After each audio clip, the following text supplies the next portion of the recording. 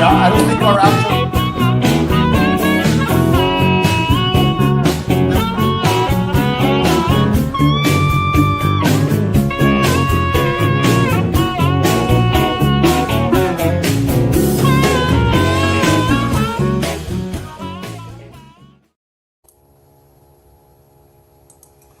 All right, everybody, welcome to the 10-4 Tavern. How's everybody doing tonight?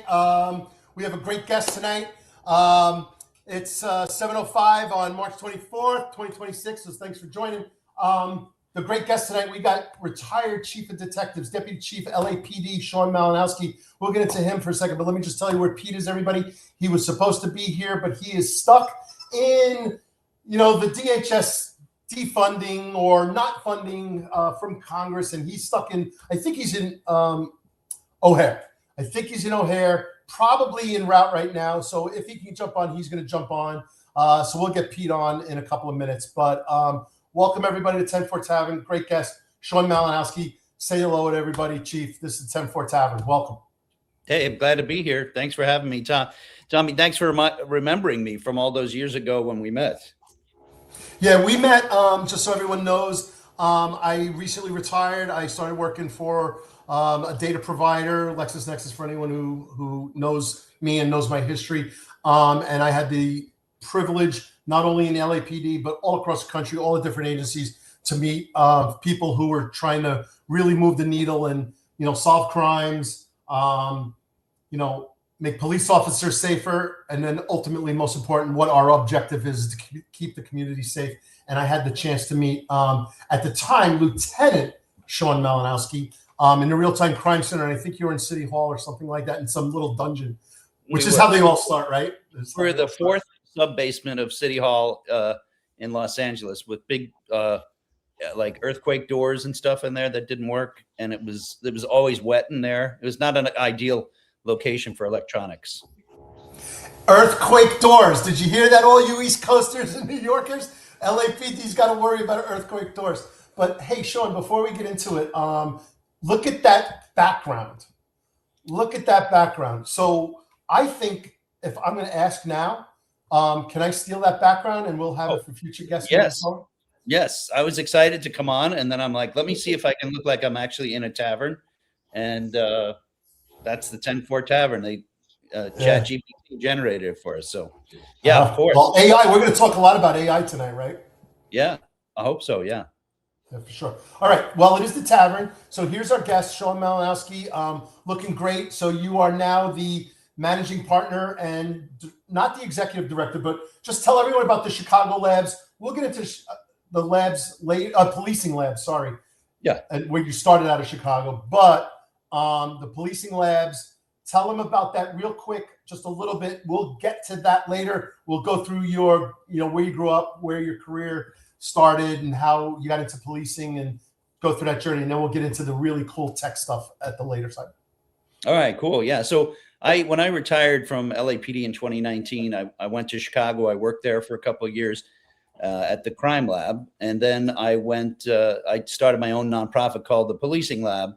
And what we do is we provide technical assistance and training at no cost to the agency. So it's a nonprofit. We go out and raise our money, and then we meet with the chief. And if the chief wants help building their data infrastructure or their crime fighting system, we try to go and raise money for that. And we embed personnel to help them do that. So that's what I've been doing for the last few years down here in Florida now. Awesome. So thanks for that little teaser. We'll definitely get to that in the second half of the show. But before we do that, everybody knows it is the Tavern. So Pete is to be determined because he is in transit. He's probably knocking back a really bad wine in maybe he's in Comfort. I think he's a United guy, so I don't know the classes. I don't think he's a first class guy, but we'll see what he get if he's able to jump on what he's having. But I'm going to pour a tequila tonight. I'm going to keep it strong but light. I got a little tequila. It's a Pantalones. And what are you drinking tonight, Sean, in the Tavern? Oh, I'm drinking the Isla Morada Ale, which is a key lime ale, just brewed maybe half hour, 20 minutes from my house down here in the Middle Keys in Florida. So I just want to encourage everybody that if you do really good work, you can retire in the Keys like Chief Malinowski. Yeah, I'm so fortunate to be down here. It's great. Plus, I'm the youngest one by 20 years down here. Oh yeah, I bet, and we can definitely get into that because again, this is the tavern, and nothing is off limits. Everything is in limits. We'll talk about things. You never know where it's going to go, but we are police centric, and we'd love to hear about what's going on in the profession, not only here but across the country. That's what the 10-4 Tavern does. We try to bring in guests from all over the country, state, local, and federal. So we're gonna have a good time. So let's do this. Sean, why don't you introduce everybody? Where'd you grow up? How'd you make your way to California? And kind of what'd you do, growing up, your jobs, and then your early jobs, and then became a policeman. Sure. Yeah. So I grew up on Long Island in New York, and you can still hear it. I've lost most of my New York accent, except when I say Florida and coffee and things like that. But for the most part, I lost it moving west. I grew up we had 5 boys in the house. They were a strict Catholic, Irish, and Polish household. We went to Catholic school, and then I left to go to Boston University, and then I was studying for public relations and advertising, and then I went into the advertising business, and I worked in Detroit and Chicago and in New York at different advertising agencies, working on products like Country Crock margarine and Jim Beam bourbon and Chrysler and a couple others. And then during that time, when I was working on the car accounts, I was doing pro bono work on the side for an anti-drunk driving campaign. And I met chiefs of police during that time. And nothing against the people in advertising. I had a great time there, and they're great people. But I looked up to some of these chiefs that I met, and I decided, I'm going to go that direction. I'm going to get into law enforcement because I want to grow up to be like these guys. And, that's kind of changed the whole direction of my life. I went back to school and worked on some training overseas in a bunch of different countries, and then met some LAPD folks, and I just applied to the one agency in LA. And I got on there. I applied in November. I was in a June class. And November, what year? What year was that, Sean? 1994. Okay. So the crazy thing is I was applying, everybody told me it's going to take a year or 2 years. And so I applied, and then I was overseas doing some counterterrorism research at the Egyptian National Police Academy because I was working at the University of Illinois. And it came up really quick while I was over there. I was over there for like 5.5 months. And so all my background stuff had to be done through my brother. Like we were faxing shit. It was a mess. It wasn't like now. People had to go find hard copies of stuff and fax it. And LAPD was not very understanding about the fact that I wasn't in the country. But it all worked out, and I got in a June class, and then 25 years went by like nothing. Like nothing. So there's Lily is one of our regular guests on the channel. We're on Long Island, and with those 5 boys, no girls, and then there's no other cops, no other civil servants, no other firemen, nothing in the Malinowskis? No. So what happened is I grew up in Plainview, Long Island, and the funny thing is, where Plainview is, the big town next door is Hicksville, which never seemed to make sense to me, but that's the big town that people might know. And so I grew up there with 4 older brothers, and both my parents were military people from World War II. My mom was a lieutenant. My dad was a sergeant in the Air Corps. And so we had that kind of upbringing. They felt like they had their own little squad of, soldiers.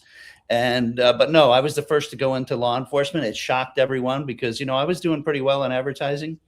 And I took a pay cut, obviously, to go in. But so glad I did. I mean, it was the best decision I ever made. It seemed like it took a long time, because I went back to school, and it was probably like a 3-year transition, but well worth it. If anybody, has that fork in their life and says yes to it, I think that's probably why my kid's coming on now. My youngest, my son is going to be coming on, I think, Orange County Sheriff's Department out here in Florida.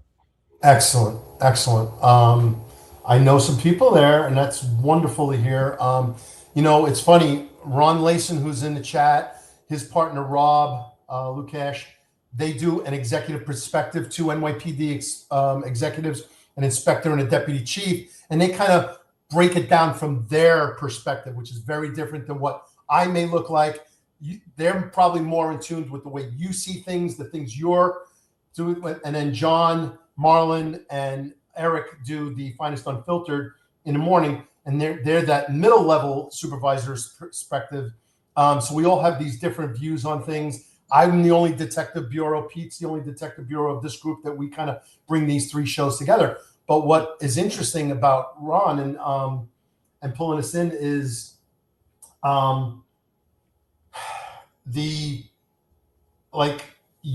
things that are going on that not everyone else knows, and it's not just the locker room banter, right?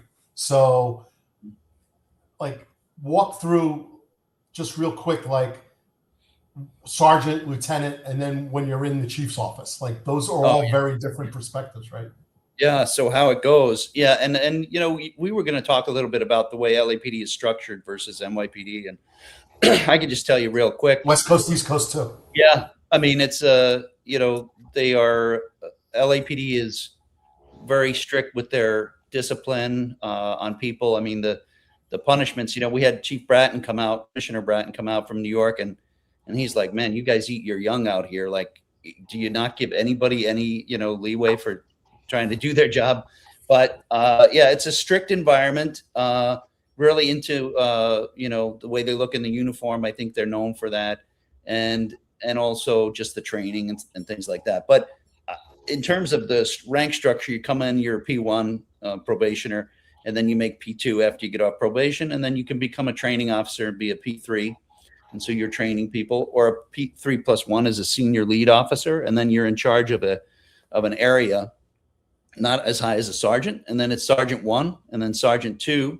Sergeant 1 is in the field, a supervisor. Sergeant 2 is usually more administrative positions. And we always talked about swapping that, you know, making it, you know, trying to get people, the more experienced people into patrol instead of the youngest people in the organization. But we never prevailed on that. Same thing with lieutenant. You make a Lieutenant 1, you're in the field. Lieutenant 2, you're in an administrative job. You get a 5.5% bump. We have 3 ranks of captain 1, 2, and 3, and then commander, and then deputy chief. And then on a parallel with sergeant track, you have detective track. So you can make detective 1 or sergeant 1, and then you promote. Now, I think it's the opposite in LAPD from NYPD. So you're a detective 1 right out of the box. Then you can promote to detective 2, and you're a supervisor. So you're equal with a sergeant 1, somewhere between a sergeant 1 and a sergeant 2. And then when you make detective 3, you're just about at the level of a lieutenant. And I would say they are at the lieutenant level, because there's no lieutenant that's, I mean, the lieutenant technically is running those detective squad rooms, but they you know, they're not, the D3 is viewed very highly. So fascinating. I told you that our New York side will find this really interesting. Yeah. So thanks, Marlon, for doing that. Yeah, and so let me ask you a question. So Detective 2 has supervisory ranks. Detective 3, is like a lieutenant. Can they administer discipline? Are they just in charge of crime scenes? Are they just in charge of operations in the field? Or can they administer discipline? No, they can. So a D2 can write you up. You know, a D3 can write you up, because what it is, a D2 would be supervising D1s and police officers assigned to that table. So they can and do impose discipline. Yeah. Okay. Fascinating. So, you know, everybody, this is the Tavern, right? And, you know, you tell people like what time we're going to meet up and start kicking it off, right? And we're going to play darts and we're going to have a cocktail. And then every once in a while, on cue, someone shows up late. Hey, there he is. What's happening, folks? You know, it's really quiet in here, though. There's hardly anybody in here. But yeah, that's because those are the places we used to like, the more rambunctious, wild places. Now those are the places we like now. So yeah. Somebody's letting their beer get warm behind me, if you see that. Yes, I can see. That's Well, Pete, welcome. Did you get through TSA and ICE? And how many people did you show appreciation to and then get shunned by the regular passengers? Well, I'll tell you this. There were a lot of people that were very appreciative of the TSA agents. I made sure to shake the hand or fist bump each one that I passed in both airports today. And I spoke to some of the ICE and HSI folks and thanked them as well, because I mean they're doing what they have to do to help people move through the airports. Sad state of affairs that we're in today, when law enforcement is used as a tool for political means. As Tommy, as you know, I've always said law enforcement and politics should never ever be intertwined. But interesting. I can tell you this. I had to drive through Iowa to get here, Tom. So you should be a little more appreciative of my tardiness. At least I'm here, and I have a fine vintage bottle of Hilton Honors Niagara water to join you with. I rushed here to get on the show and say hi to Sean and you. And there's a big party going on downstairs without me, and it's terrible. But well, Sean said he'll keep it under 3 hours, so you're good. We appreciate you being on. Thank you, Sean. Good to see you. So we're just talking about the structure. I'm sorry, Pete. Go ahead. Listen, I love his backdrop. He outdid us. I know. I'm He showed up. I'm gonna license it to you though. Love it. For $1. Nice. $1. That's it. 99 years, $1. Yeah. So, all right. So, Pete, just catching up. I don't know how much you heard and didn't hear. We were talking about the structures, the detective ranks, sergeant, detectives 1, 2, and 3, reverse of first, second, third in our place. Sergeants, lieutenants, and the different rank structures. And a lieutenant 1 to 2 becomes administrative. It's like wild how different it is. You would think it's very close. LAPD is very different structurally. And then all of these are they tests, Sean, for these? Yeah. So when the upgrades, you test for the basic rank. So you test for P3, and then you interview for P3+1. Same thing, the sergeant. There's a sergeant test or a detective test that you have to pass, and then as you upgrade, those are usually interviews. So people put in for that. But when you're in those intermediary ranks, and that was a result of a lawsuit actually, that they had all of those intermediate ranks. And did I hear, Sean, that a detective 3rd grade can administer discipline to others? Was that? Yeah. So what's funny about that is it's the opposite of New York, from what I understand. We go 1, 2, 3, 3 being the top detective, and yes, the G3s run the table. So they have like a burglary table or major assault crimes MAC table. They run, and anybody on that table, they can certainly discipline. And the detective 2 also can do that with a detective 1 or a police officer that's working as a. We have police officers assigned to those tables sometimes, even though they're not detectives. That's very different. Yeah. And Sean, Detective Nolan's asking, does it have a corporal rank, or is that just 2 bars but a police officer? Like, help us understand that. Our corporal is a P3. So the P3 is a training officer, and that's what they have corporal stripes. And then a P3+1 has corporal stripes plus a star in the middle of it. And that's how they're the senior lead officer. Yeah.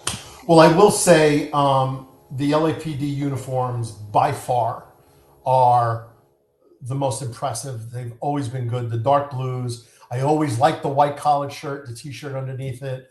Always loved that. And then what we also talked about was the fact that NYPD has a summer blouse for the cooler weather. Even if it's a hot summer, you're dressed blues, you're in a summer blouse, which is basically a jacket, like a sport jacket. And then you have the winter reefer coat when it's really cold. You guys used to have coats, but then it changed. Who changed it? Yeah. So we, most LAPD officers have either a long sleeve with a tie, which is a class A, or they'll have a short sleeve with no tie. And they have that, they have that white T-shirt, which I think Charlie Beck changed that because people really were complaining. They thought they used to call this like the triangle of death. Like I'm blacked out, but now I have this gleaming white T-shirt. And that was the thing for a number of years. And I think that was one of the first things Charlie did. It's an easy thing to do. You can wear a black shirt. So I think that's still in force. And the uniform, we don't have we don't have a need for it. We have like a regular, they used to have leather jackets. Now we have kind of a nylon jacket you can wear if it's cold, but it's rare that you need it. And we used to have those Eisenhower jackets for command staff that they look more like in the Navy kind of.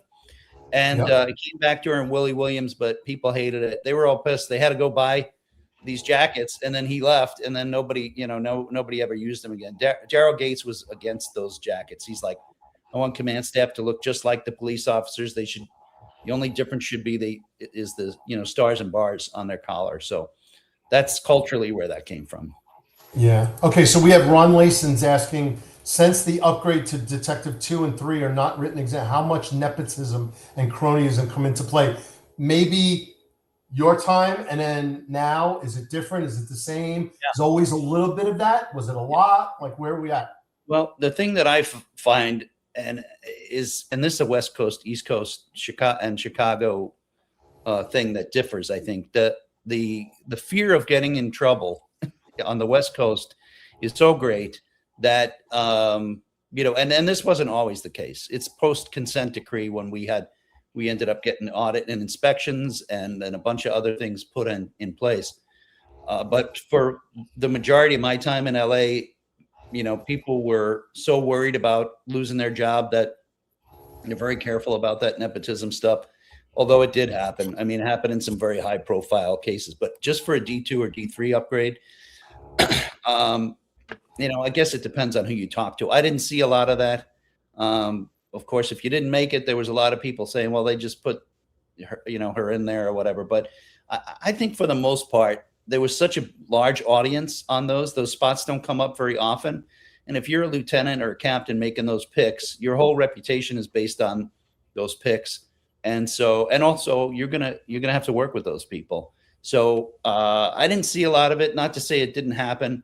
I know that the opinion of most of the rank and file officers, when we did do a study on that, they thought there was a lot of nepotism, both in the discipline process and a lot of double standard in terms of, lieutenant or above, you can do whatever you want, and sergeant and below, you're screwed, and so, that I think that's maybe the same in any place, Yeah, I think what that comes down to, I'm sure some of it is true. I'm not going to say that it's not in some organizations. I'm not saying LAPD. I don't have a basis to say that, but I can say from my experience at the NYPD and at ATF, is that there's a lack of self-awareness among some folks. Like we had guys that put in for like 50 GS-15 jobs and interviewed. And it's like, hey, dude, don't you get the message? You are not respected in your current rank. To the point where people think you're ready for the next step. And they were just carpet bomb jobs and put in until they finally got it. But when they didn't get those jobs, it was never because they weren't proficient in their current role. It was always because someone else had a hook or someone else knew somebody. Some of them just, forgive me for saying it, sucked. Most of them eventually got it, though, once the folks that knew about them retired. And the next regime moves up and they'll just pick them because they're, by that point, an expert being interviewed. Yeah. I see Nolan on here saying, after Rodney King, LAPD changed, and I saw that change occur, and it was dramatic change in about 10 years, in about a 10-year period of time. Yeah, sure. So, all right, in the green room, Chief, you and I talked about Anemone and Bratton coming out and running actually police department. So just so you know, as maybe a memory refresh, maybe new knowledge, I actually worked for Bratton twice. As the transit police in the late 80s, early 90s. Then he left, came back to the NYPD, then brought us over through the merger. And then I worked for him a second time there. I was not around for what everyone else in the NYPD calls Bratton 2.0, but I call it 3.0. So for me, did not do that, but I watched it and I still had many, many friends. But then you also had Chief of Department Lou Anemone also visited out to LA. So tell us what those experiences were like with those guys, because it'll definitely resonate with our New York audience. And then we're going to get into your career, where you started when you were a rookie. We've got some great shots, early shots, and then we'll walk through your career and then what you're doing, because I think it's fascinating what's happening in the technology space, robotics, AI, autonomous vehicles, drones, data, predictive policing. We got a really cool technical second half of the show coming up. So Bratton, Anemone, and then your career. Yeah. So when Commissioner Bratton came out to LA, the way that happened, he had been working on our consent decree for Kroll as part of that team. And the story goes, I'm not sure if this is the way it is, but he was talking to the mayor and they were talking about new leadership. And, you know the way Bill Bratton is. He's like, you know what you need is you need me, but I would never do it. Basically. And then once the mayor heard that, he was like, wait a second, let's talk about that. And no, Anamone didn't work at LAPD, but he did come out to explain what CompStat should look like, and it scared the shit out of people. I mean, that's people acting out with Lou Anamone, and part of that is, I was just saying in the green room before to Tommy, it's relatively easy to grow up in and around New York City and go out to LA. If you had to go the other way, you just I'm not sure you would make it. So when Lou Anamone, so good. When he came out and was grilling people on CompStat, they're just not used to it. And they were not, there was no back and forth. These guys were up there, they didn't know how to respond. They were just, yes, sir, may I have another, basically. And it was getting frustrating for the New York crew. The New York crew was like, what the hell's wrong with these guys? But I wasn't in on those CompStats. I can tell you that I've been to New York CompStat and I've run LAPD CompStat. And while we certainly hold people accountable, it's in a California way. There's a lot more. People still hated it, though. I have to say, people still, would be up for nights worrying about it. But it was not as brutal as it was when it started out. I can tell you that. Well, let me ask you this. So I witnessed it. I was there for it. I've heard the stories. I have friends who suffered from it. There were commanders, whether it be narcotics commanders, detective commanders, or precinct commanders, who basically lost their command at the podium. And it was ugly. And it was yelling and screaming. And HR, if there was a real HR, they would have had a field day. But you can still do that in a more professional manner. So here's my question. Maybe you were more civil, but did anyone ever lose their command at the podium for all intents and purposes? Yes. And so when Bratton came, so before Bratton, no, we had a thing, I forget what they called it, but it was some kind of the fast track, I think they called it. It was like some kind of command accountability, but it was nothing compared to CompStat. And then when Bratton came out, I think one of his first CompStats, he just was talking to the guy and the guy was not answering his question. He said, I don't think I have confidence in you as a captain running that district. So we're going to get somebody else. And that never happened before at LAPD. And it happened not as dramatically years later. I mean, there were times where somebody could lose their position. If usually what it was is it's not that they didn't know something or it was just they were willfully resisting the command accountability process. And if you willfully resisted it, then you were going to lose your command. And that did happen, but it wouldn't happen there. They would, be told later, hey, you not just based on your CompStat performance, but based on all of that. And then we just pile everything else on, you're going to lose your command. So that did happen, but not as often, I think, and not as aggressively as it did in New York. Yeah. So Nolan asks or makes a comment, NYPD CompStat, gotcha.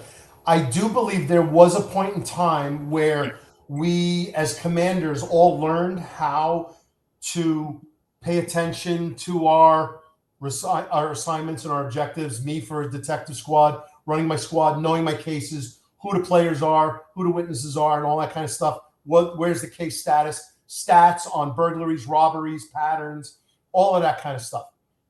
But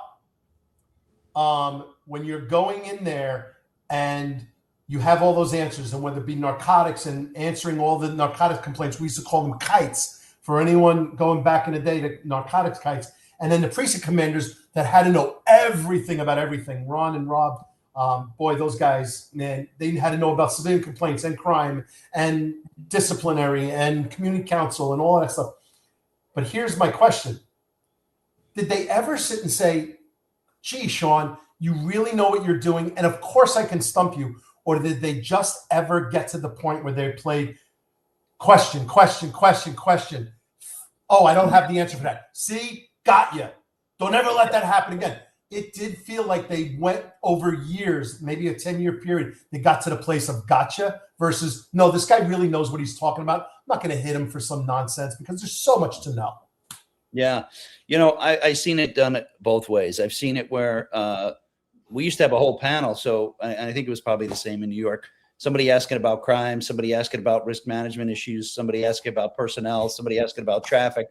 I mean, unless you were really on your game, they could get you, you know, and I think what drove people crazy and what caused things to change. And I actually, as a captain, I was asked to write a how do we get CompStat to the next level type of thing. We did a bunch of research and focus groups with captains, and there was a lot of complaining about stuff. And what they were mostly complaining about were things like, you know how it used to happen, they'd take a picture of a couch in an alleyway or something, and they'd say, well, you know, did you know this was here? Or, you know, they would disagree on numbers. You know, what I had to tell people when I did CompStat, when I was running CompStat, I said, before we start, my numbers are right, then your numbers need to be adjusted. Okay. So we're not going to spend 10 minutes. If there's a problem later, you can tell me, but we're not going to spend 10 minutes disputing a number. My numbers are right. And you know, because otherwise you could go down a rabbit hole every goddamn time. But let's just accept the department says this. But I didn't find it very fruitful when I would talk to people and just leave them stumped. We like them to win CompStat sometimes, just like in training. Remember in the academy, you could never win. You would never win the scenario. You died in every scenario. You died. Always died. And I don't think Kobayashi Maru. What is that? Right? Yeah. Kobayashi Maru, right? The Star Trek. No win, you can never win. No win. That's right. And so I think what happens is people would dread CompStat. Some people, you know, different people. I didn't have a problem doing it because it was about studying. I know how to study, you know, and I could pull it off. But some people, that's not their thing. You know, they could be a great crime fighter and a great manager of people. And I know guys like this, and they just get up there and they cannot put two words together behind the podium. And, you know, I think it's unfair to beat those guys up, you know, especially if they have decent numbers. Yeah. I have one comment on CompStat because we're in your chief and chief of detectives mode right now. I want to go backwards into get your career. Let's work our way back to chief of detectives. But I want to say this, and you said it, studying.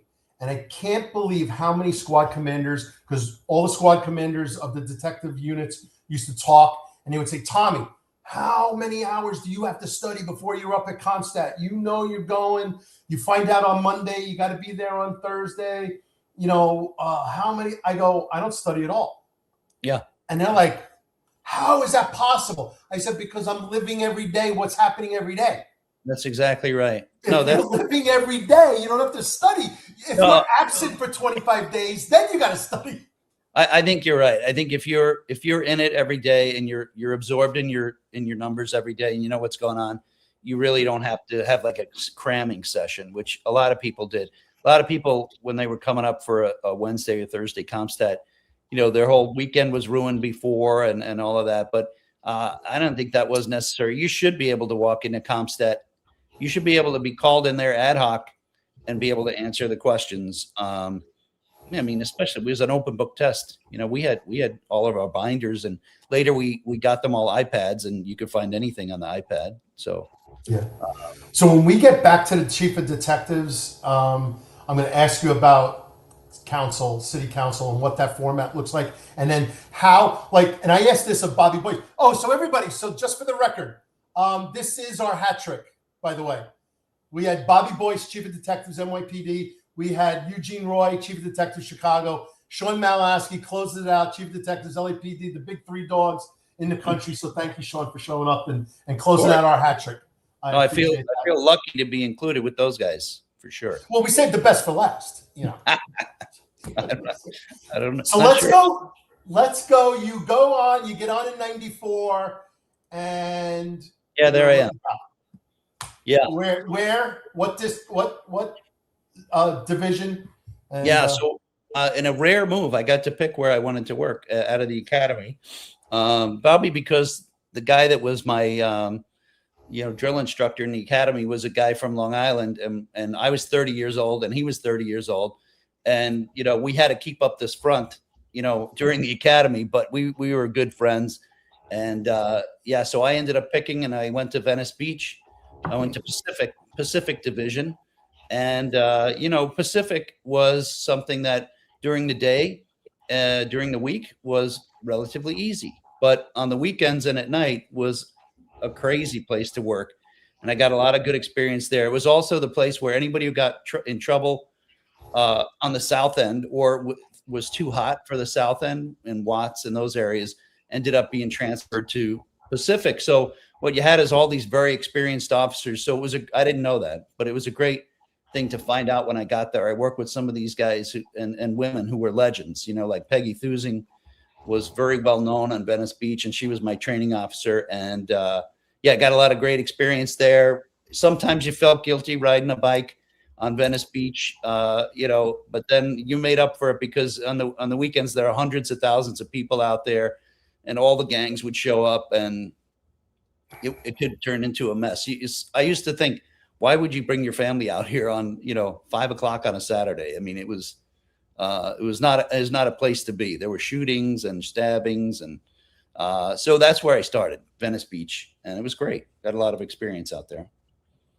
So the equivalent of Venice Beach for us in the very urban New York City was like, why would anyone pre-Giuliani, pre-turnaround, if you will, the Giuliani, Bratton, Maple, Timony, Anemone era, why would you bring your children to Times Square? But they did. And It was so bizarre. However, when you said Venice Beach, is this a shot of you at Venice Beach? Yes, that is a shot of me. Who were you? You were comparing me to that Lieutenant Dingle from Reno 911. Yeah, that's my lieutenant. Look at all the hair I had. And that's Peggy Thusing. That's my partner. She would kick your ass, that woman. She looks very thin, but she was one of those jiu-jitsu type persons, and I was not worried working with her. And so in Venice Beach, we had to enforce the law wearing a baby blue polo shirt and shorts and big white sneakers with it was a mess. I mean, go try to stop a caravan of gang members wearing that on a bike, wearing that. Then you really have to exercise your command presence. Yes. Yeah, speak with authority, right? To switch for officer safety reasons. I had a campaign while I was there, and we ended up getting them to switch to a regular dark colored polo like the bike officers had, and people were very relieved. But that was the regular uniform. Yeah. So I saw the first picture, which is probably your earliest picture, but you didn't have the white shirt, and here you got shown. And then I never, ever, ever thought about the tactical problem of having that white shirt. I think it looks fantastic. I love the look. I love the shield. I love City Hall on the shield. I think it's a beautiful uniform, and you guys were always super tight on that. However, why did you not have it in your academy? Is that the Class A's, and then this is your patrol? So this is Class C. So you could wear Class A, and a lot of guys did during patrol. So you could wear the tie and long sleeves, or you could wear the short sleeves with no tie. This I felt was always more comfortable. You just throw a jacket on if it got cold. Yeah. But I'll tell you, on LAPD, I like the fact that the guys were very much into their uniform, and they kept their gear polished and their shoes polished and their badge. Everybody was polishing their badge in roll call, and I liked it, but sometimes it was a pain in the ass. I'll tell you the truth, because on the way to roll call, you could have three people. I was not the neatest guy. You could have three people picking stuff off your uniform and giving you shit about how your shoes were shined and stuff. But in general, I'm glad it was like that, and I think it did make a difference on the street. So glad to be part of that. Were you a uniform guy? Tommy, I never left the precinct without my uniform in perfect order, and my shoes shined. I will say I did get dinged once, and if the housing folks are listening and don't know the name, this guy, Anthony Jones, he looked like the guy from Live and Let Die, the bald guy, Baron Samedi. Yeah, and he would come in and inspect the hell out of our uniforms. And one time he got down on his hands and knees behind me and rolled a pencil under my shoe. And the heel in the back was worn, and the pencil went under. And I got written in my book for having my shoes were not up to snuff. That's a Yeah, good this one. guy was a weird dude, man. He was hated. I He didn't looked even like the know guy. Remember the 7-Up commercial? Cooler nuts, man. Yeah. Yeah. So yeah, Wow. but I always did. Look, I truly believe that if you present yourself like you look sharp and you take pride in your uniform, that people will treat you with more respect. I know some people think that's bullshit. I do not. I absolutely believe it. And I'll even say that when I was a group supervisor in Phoenix with ATF, my boss wanted me to wear a suit in the desert. And I was like, you're out of your fucking mind. But I did find when I would show up at scenes in a suit as opposed to a golf shirt and a pair of trousers, I was treated differently. So, and that's by command staff and by others too. So I do think there's something about appearance that really matters, and physical fitness as well. You know who I worked for in the Bronx. And there was a time where a first deputy commissioner came up and that gentleman was wearing black jeans and black sneakers as dress shoes and a suit jacket. He looked like he pulled out of his pants pocket. And the deputy commissioner walked right past him and thought that, someone else was the commanding officer. So appearance matters. So look, LAPD always got it right. I tell you what, though, I look at the NYPD uniforms today and I cringe a little. Some of them look like they work for Otis Elevator, like the elevator mechanics with the cargo pants. I don't like it. I hear you. Yeah, they have a uniform committee and they're very strict in LA, and they're not going to lose that wool. It's 100% wool, navy blue uniform. Wool. But yeah. I didn't know that part. Okay, so let's do a couple of comments because we love the chat, we love the interaction, and then as Marlon says, it's our competitive advantage over other true crime police podcasts because there's not a lot of this, there's not a lot of live, no cuts, no editing. It is raw, it's unfiltered. So Profiling Evil, Mike King, thank you very much for coming in. Really appreciate that. Mike King, one of the leading true crime podcasters, dissecting real cases as it goes on. Over 250,000 subscribers to his channel. He's got a new one, Gardens of Evil. It's coming out. Big Apple podcast and former guest of 10-4 Tavern and multiple positions within the state of Utah, retiring as chief of detectives for the prosecutor's offices in Utah. Great friend, one of the nicest people you'll ever meet in the world. If you look good, you feel good, you perform good. Chief Tarwater, salty old Marine, had high expectations for his graveyard shifts. Great listen, but got to run. Well, you will watch. We need all those listening minutes, Mike. So don't give us 30 seconds to get a view. We need the whole show. We need the whole show. And then Marlon Bennett. I say it all the time. Marlon Bethel. I have a Marlon Bennett in my life. It's true. Perps get intimidated if you look the part. I used to have a detective that used to work in my office. The guy was 6'3". He was an Adonis. Huge, jacked. He was the sweetest, nicest guy in the world. I think if he had to mix it up, he would and could, but it would take a lot to get there. But no one ever knew that. No one ever talked back to him at all. He always looked good. He was always tight in his uniform, his shirt. As a detective squad, he was in the RIP unit, but he always looked good, and he was just fit and jacked. No one ever talked back to him. In fact, there's another detective that wouldn't go out in the field unless they went with Kevin. So, yeah. You know what? You think about it. Suspects are just so used to evaluating things quickly, like they're out in the wild, and they are dependent on those quick reactions. Like, what am I seeing here? Do I have an advantage on this person or do I not? And I was just thinking of that Peggy Thusing. We stopped a guy one time, and he gets out of the car, and we're walking up on the car, and she handcuffs him right away. She's like, something's up with this dude. It turns out that he was a fugitive from Kentucky, made multiple sexual crimes, and he told us later during the interview, he's like, I saw her walking up, and my plan was to take her gun and kill you both. And he's like, she must have seen it in my eye or something, and I knew not to fight with her. That's what he said. And so something about her bearing and her ability to size that up, and he was doing the same thing, and she just didn't give him enough time, So I think it happens. Yeah, no doubt. Yeah. So I have a question because you just raised an issue, and this is why the Tavern goes where it goes. because you never know what's going to come up. And we're definitely going to get back, and we want to spend time on your career, bringing you through and how you eventually get to Chief of D and the technology. I don't want to ever miss that because I think it's super important and really fascinating. However, I do remember a New York Times expose from the 80s, and you're probably a big researcher, Chief, and so maybe this will strike a chord, maybe it won't. As best as I can recall, there was a New York Times expose where they interviewed 100 cop killers on death row in the 80s. And they said to them, look, you're going, it's over, all your appeals are done. It's really important that you talk to us. And then the salient question was, what made you think it would be okay to kill a cop?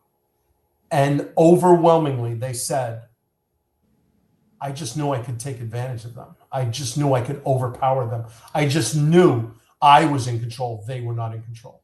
Mm-hmm, mm-hmm. I don't know what those percentages were. I don't have the empirical data to support what I'm saying. I just remember this from 35 years ago. And as a young cop, I go, and I'm getting goosebumps right now, remembering I need to be in charge all the fucking time. And sorry for the F-bomb, but this is the Tavern. You're allowed. YouTube will give us a little leeway on the F-bombs. But that was a resounding moment for me as a young cop saying, Tommy, always be in charge of the scene. Yes, I remember that study, Tommy, and officer appearance was one of the things they asked about. And if the officer looked squared away, that person thought twice. But going back to what Sean said, when he had that encounter with his female partner, she had some intuition. She probably looked squared away. If she looked like a soup sandwich, he probably would have taken advantage of that situation, not knowing that she was a jiu-jitsu expert and would have probably got, lost that battle. But he might have taken a swing at her. I do think that people size you up within seconds. And we do the same thing. Let's not kid ourselves. We do the same. Yeah. Yeah, I do the same thing in Costco. When they get in front of me, and I'm like, I can take them, no problem. They're trying to get. Anyway. All right, so Chief, you're a cop. You're out in Venice. You're running around. Sergeant, what's that like for you? When did you make sergeant? How much time you got on the job? I think most of the consensus, that's the biggest jump. That's the hardest jump. How was it for you? Yeah, so I worked there at the Venice Beach, and then I worked in Southeast Division, and I got a lot of experience down there working Watts area.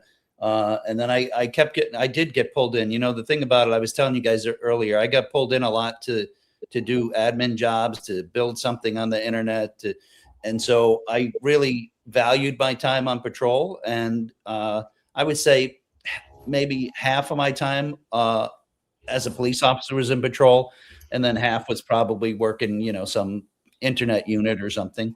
And then I made sergeant partially because I wasn't going to get out of there. The only way to get out of some of those inside jobs is promote out, and then you have to go. So I made sergeant at about 6 years, and I went out to Devonshire, which is out in the San Fernando Valley.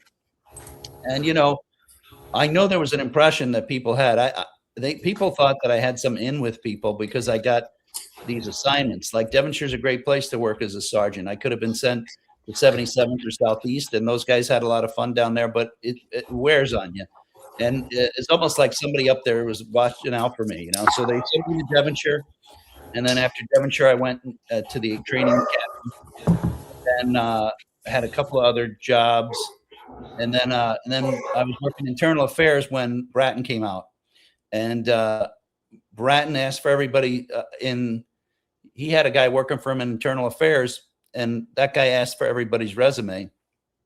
And I had just finished my doctorate, and so we gave him our resumes. And then I had some stuff on there that Chief was interested in because he was reorganizing the office to fit the Bratton kind of New York style.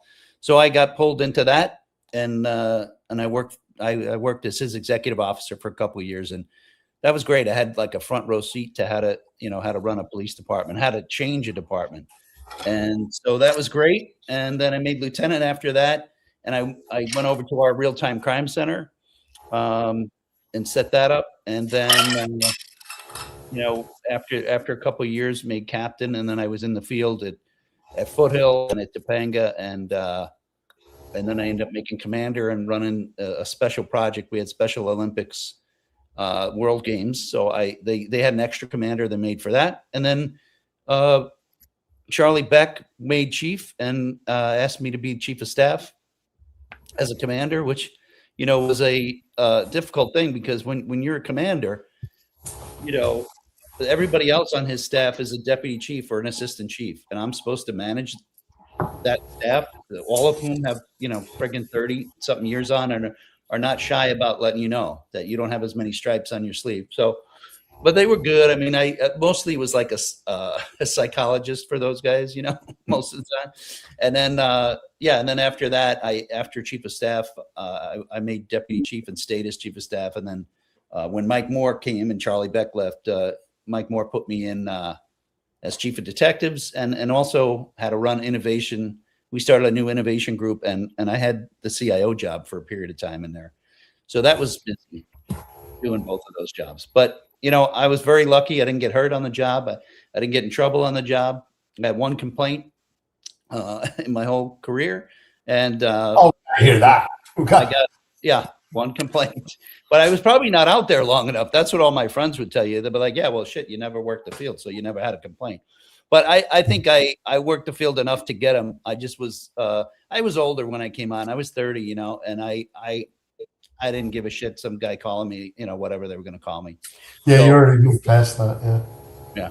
So that's my whole thing. That's how I got into chief of detectives. And I was telling you guys the other day that when I made chief of detectives, I was shocked. It was shocking to me that they would put me in that job, but they had some things they needed to fix structurally and organizationally. And it wasn't so much about people not knowing how to work cases. They knew that. They just needed some organization. And so when I went in as chief of detectives, people are like, well, who the hell is this kid?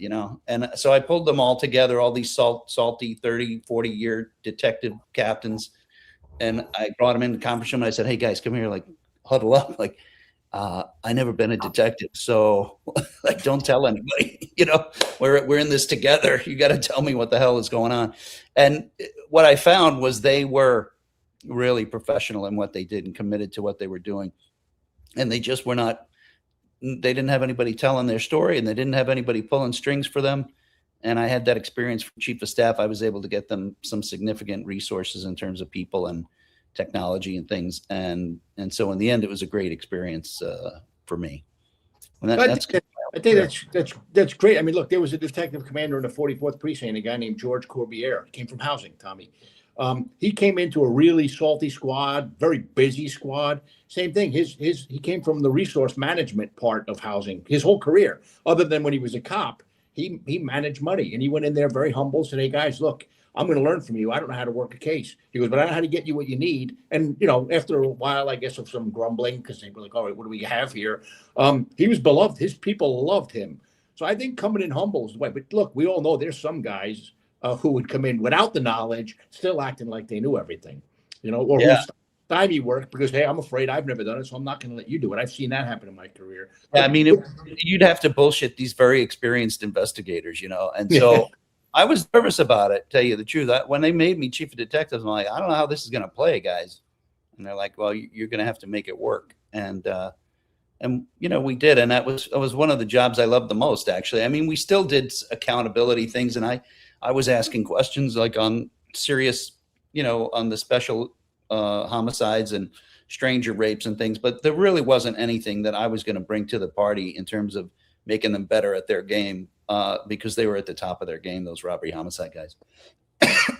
Yeah. Well, they got some reputation, robbery homicide. I mean, it's national reputation, Yeah, that's true. Yeah.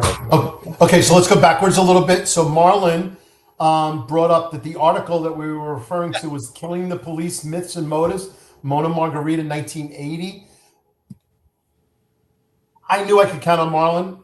That guy goes deep. So thanks, Marlon. Really appreciate that. So anyone, please screenshot this one right now. This is where, go back, read that. I am myself as actually, I'll do that.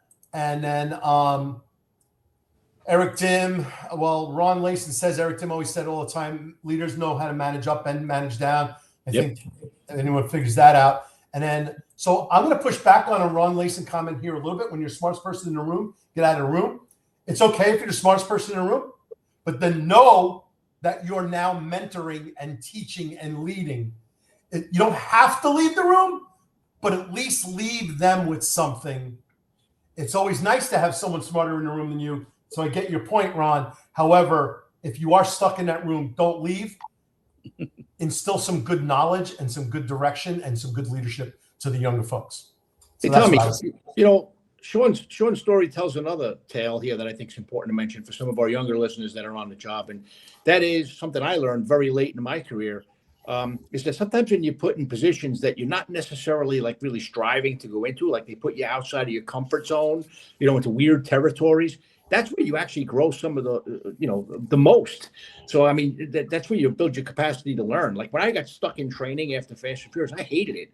And it turned out in the long run to be one of the better experiences that I had in hindsight, because it had me looking at things through a different lens and helped develop me for other roles as I went on. So, I mean, if you're always doing the same thing, always chasing bad guys your whole career, hey, man, that's noble, but it doesn't necessarily help you grow. So I think, you should always chase those opportunities to be put outside of your comfort zone. Yeah. Well, that happened to me a number of times in my career where I was put into something. Like when I made captain, I was a captain one and in Topanga, and it was great. And somebody just remembered going to visit their family in Topanga in Agora Hills, beautiful place out there. Again, somebody looking out for me. And then I was at a graduation. Mike, good friend to the podcast. I was at a graduation, and the Earl Pasinger, who ran operations, the deputy chief, assistant chief, came up to me and said, "Hey, yeah, I know you're doing a good job over there in Topanga. We love what you're doing, but you're going to be moving tomorrow to Foothill Division." And Foothill just had a big crisis, and both of those captains were relieved. I knew Pasinger. He's not a guy. They used to call him Darth Vader. He passed away now, but he was a hardcore guy. And I said, "I don't know why you're picking me to go to Foothill, man, but I mean, I'm going to do it. But that's going to be a challenge." And it really was a challenge, but I'm still friends with those guys. When I went in there, they were so demoralized. They had a couple of captains that were, I don't know how to describe it. They were evil people, some of them. And they took exception to the fact that there was a couple of sergeants and lieutenants who had been there for 18 years or 15 years in the division and knew everything, and these guys just didn't want to be challenged. And they could have had it so easy. And I did. I had it easy. We were doing pig roast. These guys ran everything, and they had the officers did what we wanted them to do, because if we had these two really great leaders who I'm still friends with, Jim Reed and Scott Kennedy, and they were two sergeant twos running day shift and night shift, and everybody respected them. So all I needed to do was get them on my side, and everything was easy after that. And those were the two guys. These are two very strong-willed sergeant twos. One worked Metropolitan Division, and the other was an Army Ranger. Okay. And then these two were having stump gastrointestinal problems from the two captains before, doing shit like coming on the way to the Christmas party, stopping at the station and serving them with discipline papers and just ridiculous things. So I was forced in those positions sometimes. And, for the first month or two, you're like, I wonder how I'm going to do this. But then, it ended up working out. But yeah. Okay, so we have a couple of questions, and then we're going to Mike Freed, again, great friend to the podcast. Thanks, Mike. During the OJ trial, wasn't that 93, 94-ish? So when you were just coming on?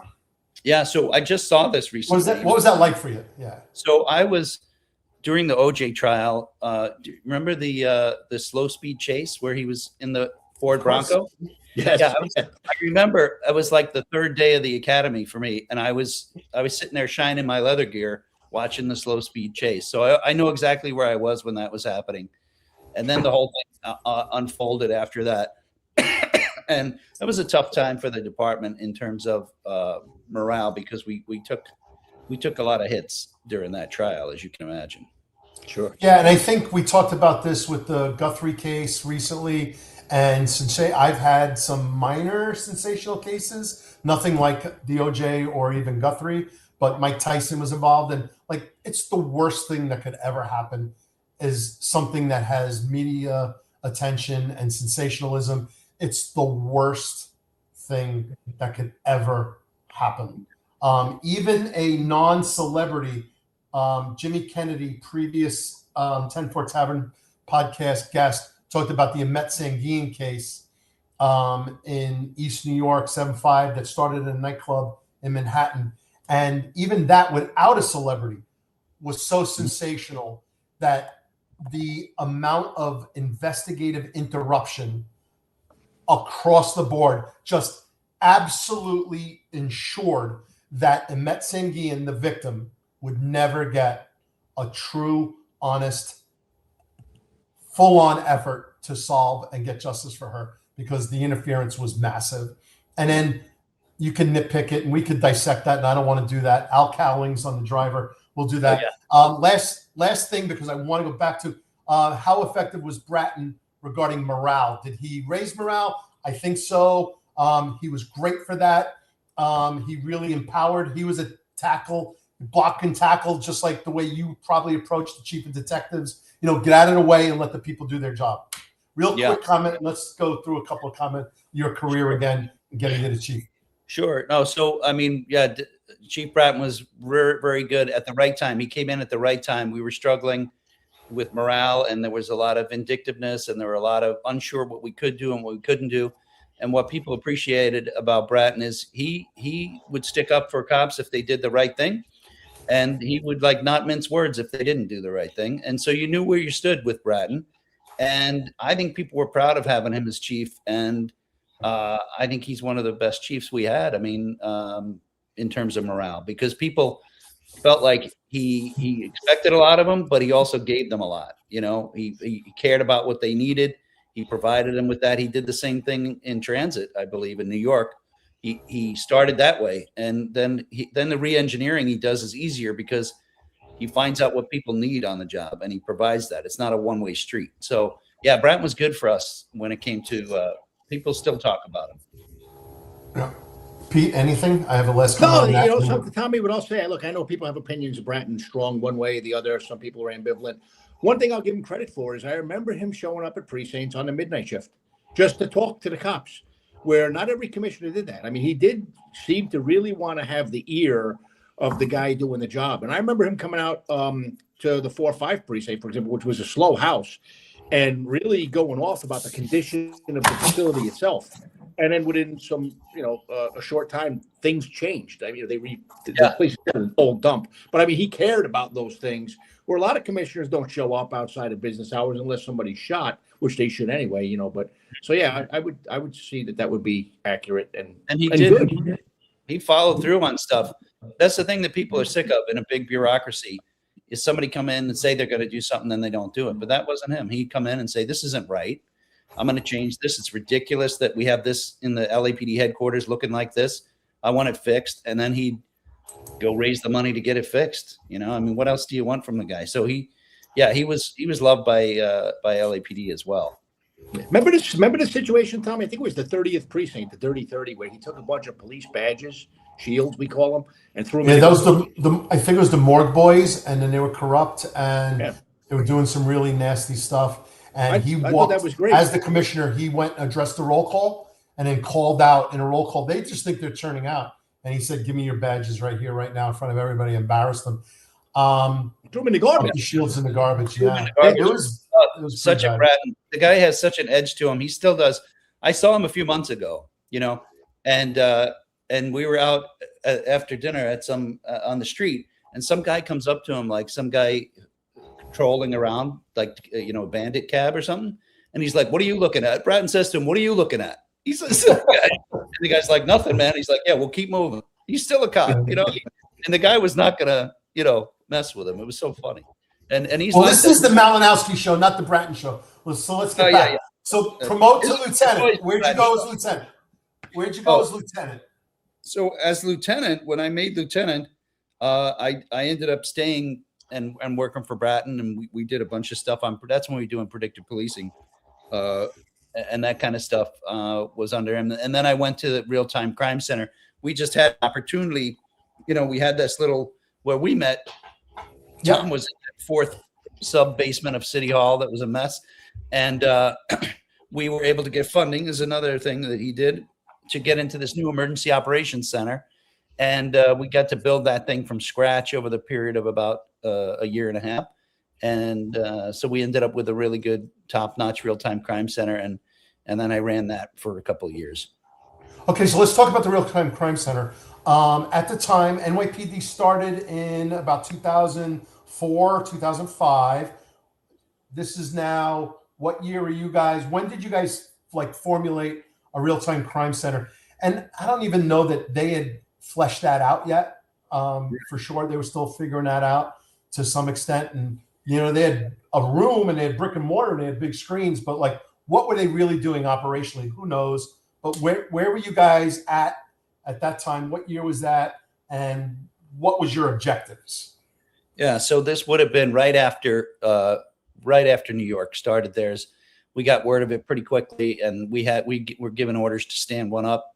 That's why we ended up in that basement. We had to find a spot, and that was a spot where we ran all of our, like, the worst place to run a command post out of, because you're 4 floors underground and totally susceptible to getting shut down on communications and things. But that's where the command post had been forever, and we ran all of our major operations out of there. So people were used to that, and so we just got one of the very early big screens and set that up, and we had to put some dehumidifying equipment in there, and we got a handful of cops and a handful of analysts, and we set that up, and then we were in there for about a year and a half. This would have been in the 2006 or 2007, something like that, because I know that our new building got built in the 2008, 2009 range. And it was beautiful. I mean, it was like Beverly Hills Cop. Remember when they go out and look at how nice everything is? There's like landscaping and beautiful furniture. And awesome. So I hated to leave that. I hated to leave that place when I got promoted. Yeah.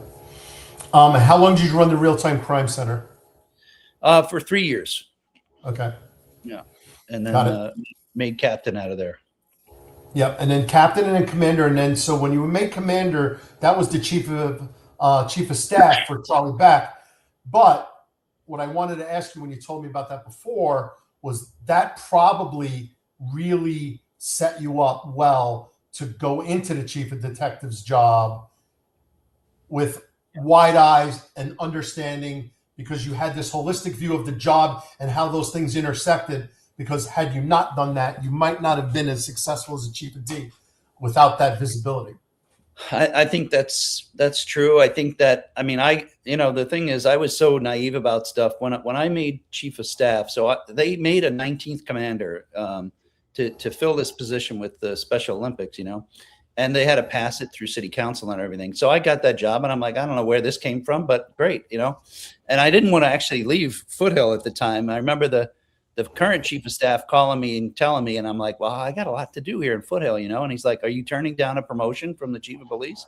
And no, but I didn't really want to do that job, but I was only there a few months, and then they brought me in, chief of staff and Charlie Beck, and said, hey, we're going to move you over now for chief of staff. And like, I was supposed to know that was going to happen.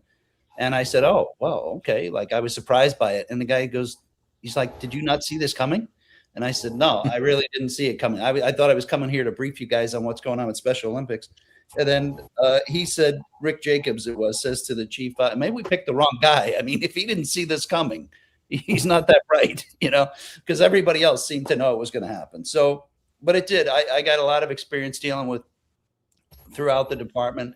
And I had a lot of relationships with people in Detective Bureau because of that job and chief of staff. So it certainly made it easier. And, if you're chief of staff, you could make a lot of enemies, or you could make a lot of friends, and you could help a lot of people, or you could hurt a lot of people. And I think I helped a lot of people, and they helped me. I mean, we, under discipline, the chief of staff has a role in discipline in LAPD, and, working for Bratton and for Beck, both of those guys had the philosophy of, if somebody's making a mistake, we can retrain them. But if they're going to be brutal or corrupt, then we're going to fry them, And so if you had that philosophy, we sewed a lot of people's heads back on that just made a mistake, So Good. that helped. Good. Well, Pete, you probably experienced a lot of that going going through your journey. So Yeah, man. I'm sure it resonates. It was a little bit different. My grief came from the prosecutor's office and then the inspector general's office because they believed the allegations made by the prosecutor's office, or for just telling the truth. But that's a different story. And look, I had Tommy Brandon, I had B. Todd Jones, who said, "Hey, man, as long as you're telling the truth, we have your back," which was the director and deputy director, and they kept their words. So, I mean, you got to respect that too. A leader it wasn't politically correct to beat Forcelli's back when Eric Holder was found in contempt of Congress because of stuff that I testified about. But those guys were men of integrity, and they said, "Hey, we have your back," and they kept their words till they both retired.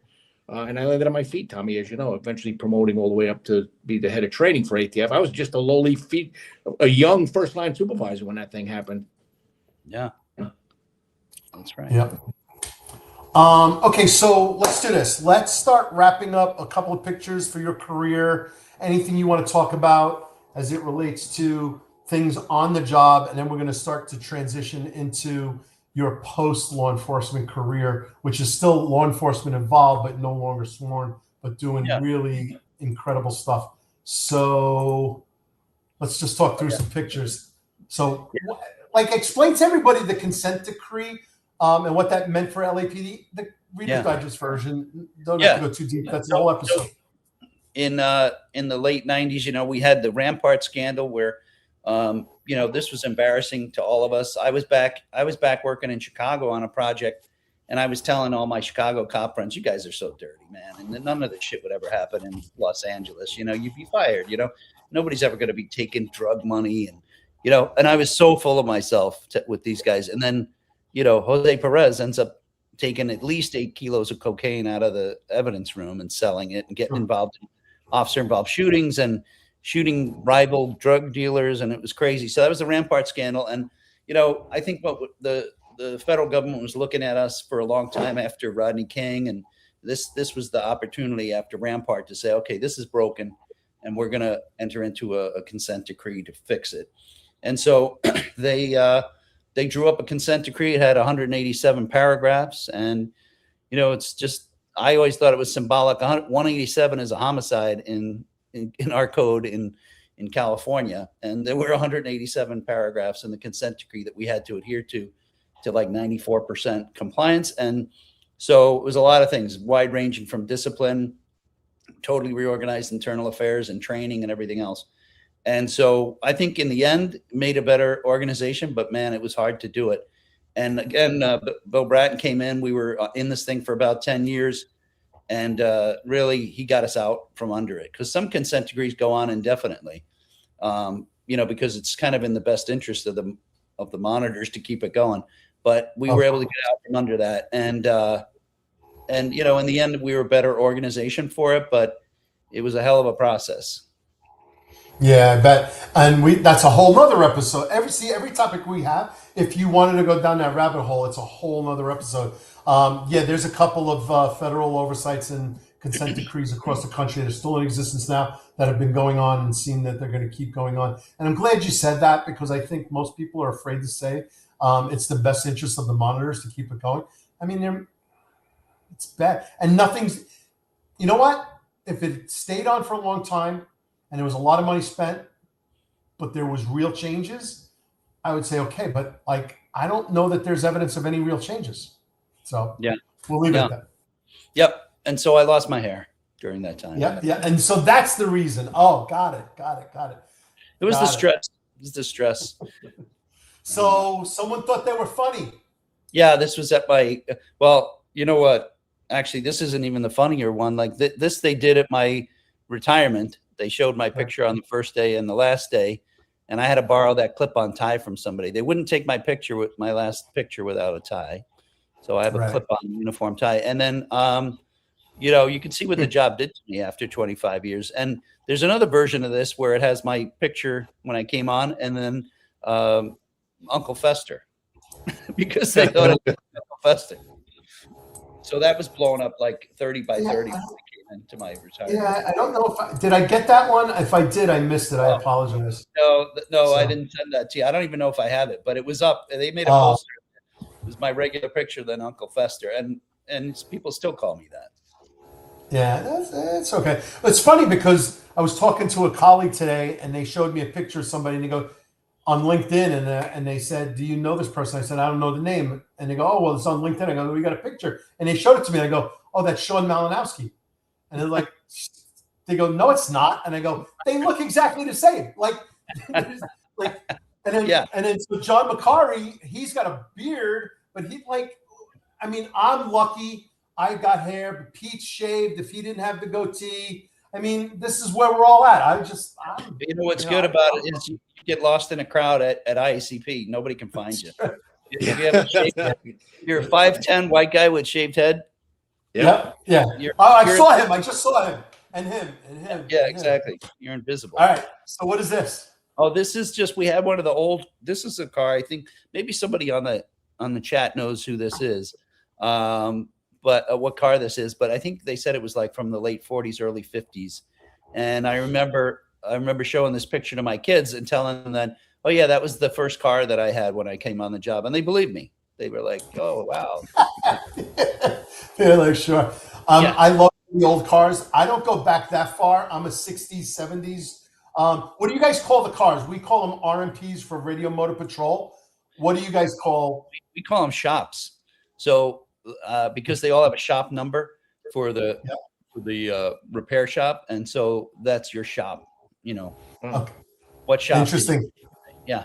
In the Midwest, they call them squads, I think, right? You ever hear of squads? Yeah, I think so. Too. Yeah, definitely Minnesota for sure. Because I met some cops, and believe it or not, it was 2005 IACP. I hung out with a whole bunch of Minnesota cops, and they were calling them squads. And I was like, "Oh, detective squads. Yeah, I know what you're talking. Like, I'm in a detective squad. That's what I do." And they're like, "No, squads." I'm like, I said, "Yeah, I know. It's a detective squad. Detectives, sergeants, lieutenants. We run a squad." And they're like, "No, the car." I go, "We don't call a squad." Forget it. Yeah. So all the vernacular has always been fascinating to me. Yeah, so that's funny. It took us. And then what's this picture? Cat in a Hat. This is when we had a free library. That's our little our logo for Foothill Division. We were the 16th Cavalry out there, and we had this just a reading day. Like, reading is fundamental type of thing for kids. And I think this was actually a paper in the paper. That's where that came from. I was reading to the kids, and my guys thought it was funny that I had the Cat in the Hat on. It's great. I mean, it's great. I mean, I've been to the schools a dozen times. My own kids, someone found out that, something. I'm even getting invited back in a couple of weeks. It's the best. I mean, these kids, they love it, and I love the kids, and nothing better. So, and I had little wonderful kids career at that time, so it was easy for me to do that. Yeah. So wonderful career, Chief. Really appreciate you sharing everything you did on the job. Kudos to the LAPD. Love them. I have one departing question before we segue in. But just like New York, Chicago, LA Sheriff, Houston, all the big agencies, all the way down, 18,000 law enforcement agencies.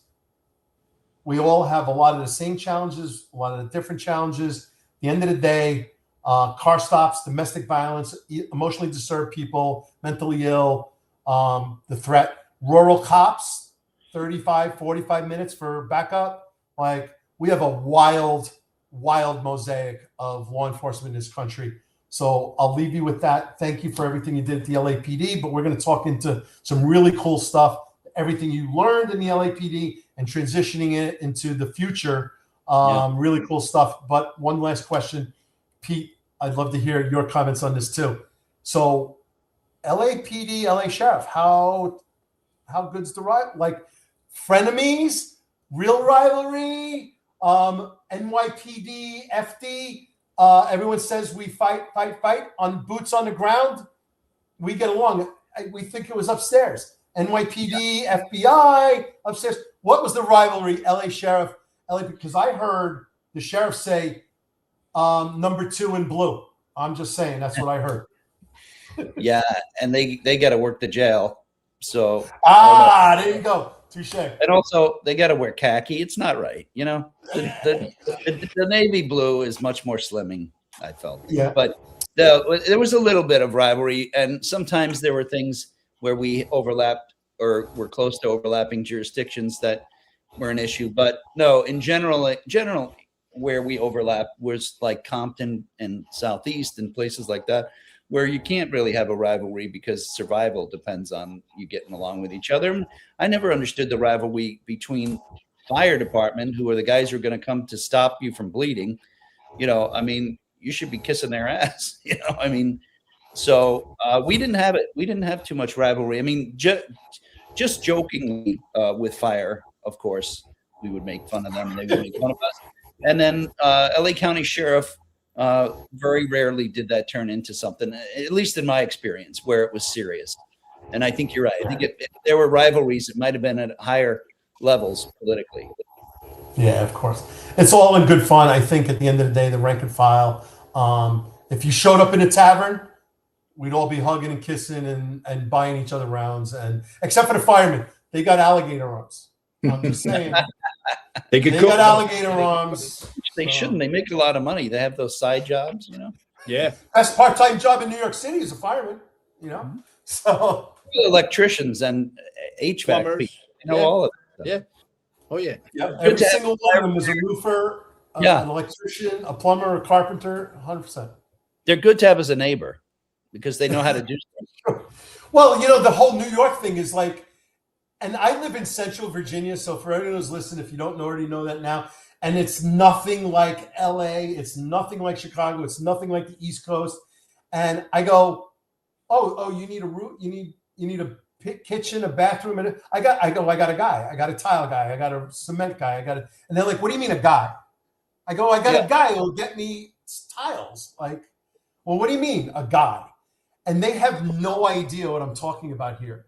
And then I go into bars and I go, where's my buyback? I've had 3 beers. Like, where's my free beer? And they're like, you don't get free beers. Like, what are you talking about? I go, well, then you don't get a tip. Like, I live in bizarro world. I'm telling you right now, they're wonderful people, but they don't know how the real world works around here. So. Yeah, it's different. It's different when you leave New York. So, all right, everybody, we're going to transition to Sean's post law enforcement LAPD career. It's really fascinating and interesting. We're going to dive into the tech. Pete, I think you are going to turn into a glass slipper or a pumpkin or something like that. Yeah, the restaurant you got to attend. Closes early, so I won't. I'm going to probably be popping smoke in about 15 minutes, so I can grab dinner. Because once they close the kitchen, I'm kind of screwed here in Omaha. It's a very small town, man. For a big city, for Nebraska. It's very small compared to what we're used to, my friends. Well, say hello to Warren Buffett for us, right? And then at the same time, make sure you're recruiting for interesting guests for the 10-4 Tavern and bring them in. There's a lot of people downstairs, and they're quite rowdy. So I'm sure I'll find somebody, at least someone who's coherent. Yeah. But yeah. All right. Hey, what do you think? He should go to the bar and tell him to put it up on the screen live and broadcast live. I won't be able to hear you. Yeah, that's right. All right. Well, Pete, love you, brother. Have fun. See you next week. Thanks, Sean, Pete. Good meeting you for the first time. I really enjoyed it, man. And thanks for your service to the people of California and Los Angeles and for what you're doing now, which I know you guys are going to talk about. Really important and impressive stuff. So God bless you, man. Thank you. Thank you, Pete. Appreciate it. Tommy, I'll see you. All right, brother. All right. So, Sean, you retire and you transition and you start a thing. What is that thing? Yeah. So when I was still on LAPD, I was chief of staff. I was asked to go into Chicago by Department of Justice was going into Chicago PD, and they were trying to negotiate a consent decree. And at the same time, what there's a pattern with these consent decrees leading up to when they actually drop the hammer. There is usually a big spike in violence that happens because they're not exactly sure. There've been studies about this, but this particular year in 2016, they had 300 additional homicides in Chicago that year. So Department of Justice, I was working with them on some crime fighting stuff. They asked us to go in and take a look at what happened in Chicago. So I did that. And Charlie Beck was very generous in loaning me over there. He didn't have to do that. And I learned a lot. I mean, I wouldn't be doing what I'm doing now if he hadn't let that happen. And, we had a working thing. We had worked together for a couple of years into chief of staff, and we had things pretty much wired. So he felt like it was easy to do. So I went there, and then I started working with the University of Chicago, and we ended up going out, and things were so bad in terms of they had great technology there. They just weren't maybe utilizing it to the degree that they could. And so we went out and got some private funding, and we brought in some crime analysts. The second biggest department in the country, and they didn't have any civilian crime analysts, which was surprising to me because, they had 12,000 or more cops, and we had only had 10,000 cops in LA, and I had over 100 crime analysts. So we hired crime analysts. We brought in a lot of new technology using outside funding, and I worked on that for about 3 years, and then I ended up retiring because we were asked to go to Baltimore and do a similar thing. And I couldn't really do a good job. I mean, at my regular day job and doing those side jobs. So it was time to go. 25 years is kind of when you got to decide if you're going to stay and go on drop with LAPD. And so I decided to go, and then I worked there for a couple of years, and then we started Policing Lab. And Policing Lab has worked in Chicago and Baltimore and Philadelphia. And then now we're in Miami City and also in Miami-Dade. And we also help North Miami. And then I work with Tampa through a project with the federal government. And then I just do little jobs on the side if something comes up on real-time crime. But it's great. It's stuff that I like doing. It's the stuff that I used to have to make time to do. The crime fighting stuff. I had to get through all my admin stuff at LAPD to do the stuff I like doing.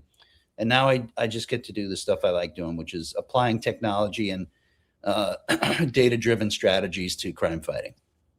Awesome. So we'll definitely dig into that. So everybody, there's a banner rolling. For those of you who are only listening and not viewing, excuse me, it's policinglab.org. POLICINGLAB.org. Scrolling on the bottom, that's the website for the chief and his team that are pulling all of this stuff together all across the country, as he just mentioned. So we'll leave the banner running for a minute here. So what is the technologies that you're really focused in on? AI is very new, so that's definitely last 2 year stuff. There's LPR, there's facial recognition, there's CCTV video cameras, there's shot spotter or gunshot acoustic detection systems. All of these things are being attacked in some various shapes or forms. Where do you want to start? This is really cool technology that I only know mostly through the vendor world. A little bit facial recognition at the 2004 Republican National Convention at Madison Square Garden. Kenny McKeel talks about that a lot at the Real-Time Crime Center at NYPD, and where we start. It was even before the Real-Time Crime Center was even real, starting that. And then LPR also was really in its nascent stage. But then I followed all this technology in my post-law enforcement career. And then you're picking up in the same way with AI and drones that you probably didn't have when you were on the job, right? Right. No, we tried to implement drones. It must have been 10 or 15 years ago in LAPD, and people were totally against it. The community came out against us like we were crazy. We had 2 that were donated from the fire department, and we just want to put them up for, Overwatch. And we had 19 helicopters in LAPD. Nobody had a problem with that. But they did not want us having drones. And so that whole thing has changed over the years. And now people, many departments, starting with Chula Vista in California, started the first drone as a first responder project. And now a lot of hard work has been done by those guys to pave the way. And I was fortunate that I had a project a few years ago through the Bureau of Justice Assistance where I was asked to go out and look at real-time crime centers throughout the country. And things change so fast that, I knew some things from, 10 years ago, but it was great to get back out there and see what's happening. And what is happening is drones and AI. And so I learned a lot about that. And what we're what we usually do when we come into a police department is we sit down with the chief and with the senior staff and say, all right, you guys probably know what your problems are, we're not going to be like consultants and come in and interview with you all and then spit back what your problems are on you and leave. We're gonna identify where your pain points are, and then we're gonna embed our personnel in the organization so that while you're continuing to fight crime 24/7, we could be in the background looking under the hood, fixing things from your data infrastructure and all the boring stuff that, frankly, we don't usually have the expertise to do. I'm hiring data scientists and software engineers and people that the department couldn't afford. And thanks to our donors and sponsors, we can do that at no cost. So the things it's I didn't even know that existed, that you could do that. But there's a lot of business people and a lot of private wealthy individuals that want to help, and they don't want any credit for it. They just want to see that their town is safe. And so they contribute. And so, in the end, we probably bring $1.5 million or $2 million a year in resources to these departments and try to just improve the things that they already want to improve. And it's and we just go when we're invited. So the things that we've learned is most departments have trouble with their data.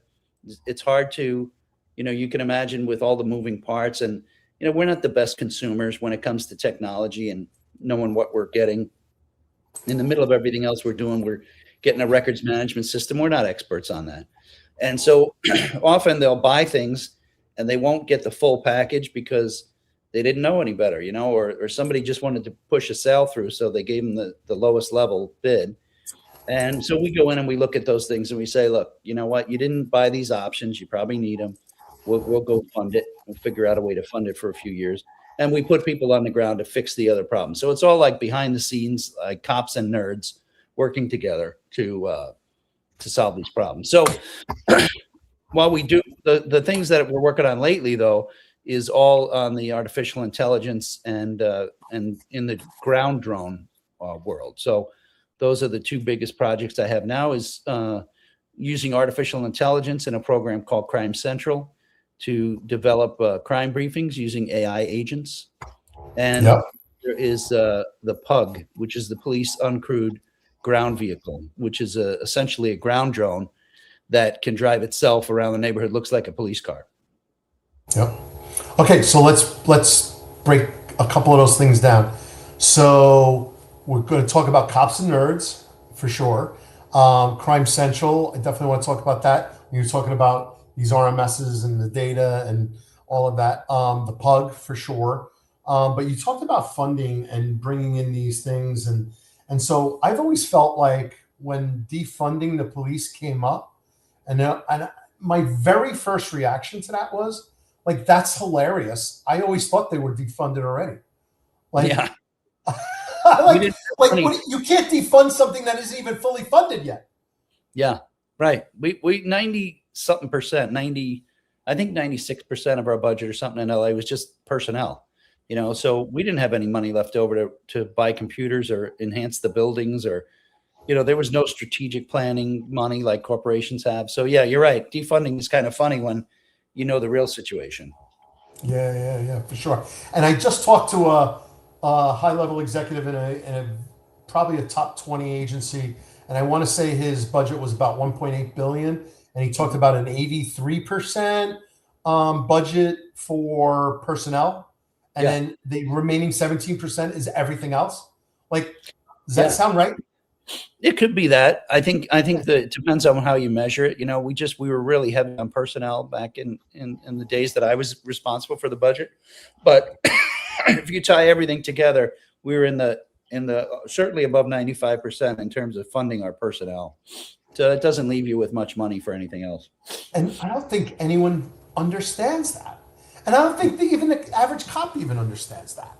And so they're sitting there and they're going, and listen, don't get me wrong. I can point fingers at headquarters where some guys in headquarters had all the toys, and we're out here with cars that are kept together with duct tape and bubble gum, for sure. But at the end of the day, I also knew that like it was just not good. It was just not good. And then as working from this other side, there was a police commander who said to me, "Don't worry, Tommy, there's always money for a good plan, but just give me a good plan." And so, but that's fair, right? So that's fair. That's right. Yeah, that's right. I mean, I had a lot of projects that I presented to the city council in LA, and I would tell them what the return on investment was. And sometimes it was great. You know, you buy this thing and you're going to save 3 times the amount of money. And often what they would say is, that's great.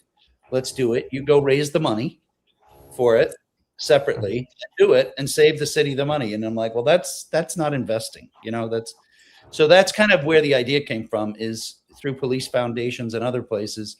How can we raise money to do the things that we need to do to improve, our efficiency and to optimize operations? That's really what we do. Yeah, and there's probably some guardrails on what you can spend it on and what you can't spend it on, right? Yeah, for the most part. I mean, we have to. What we do is, if we're going to donate equipment, we put a donation letter together, and that usually has to get approved by some kind of elected officials.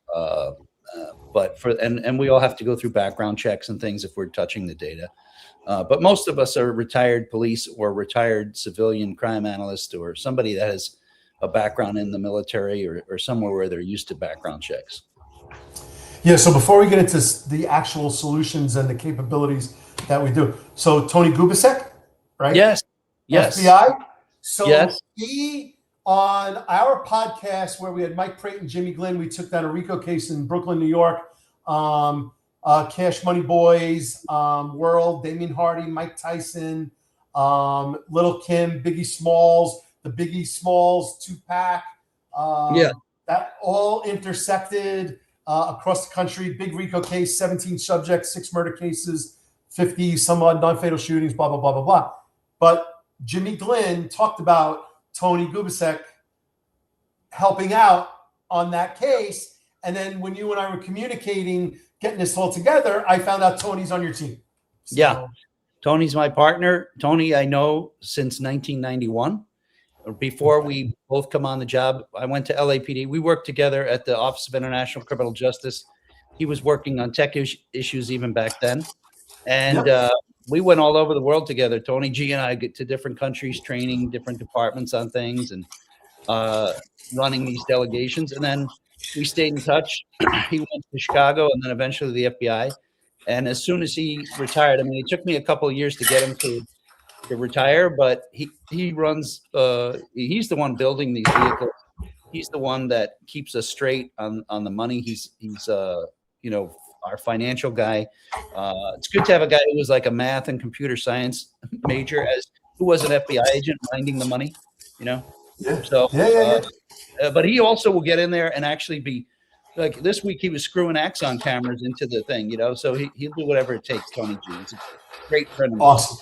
No, so I just wanted to do a shout out because, it all comes full circle. We're in the tavern. We go talk about the same people. Yeah, exactly. You know what's so funny?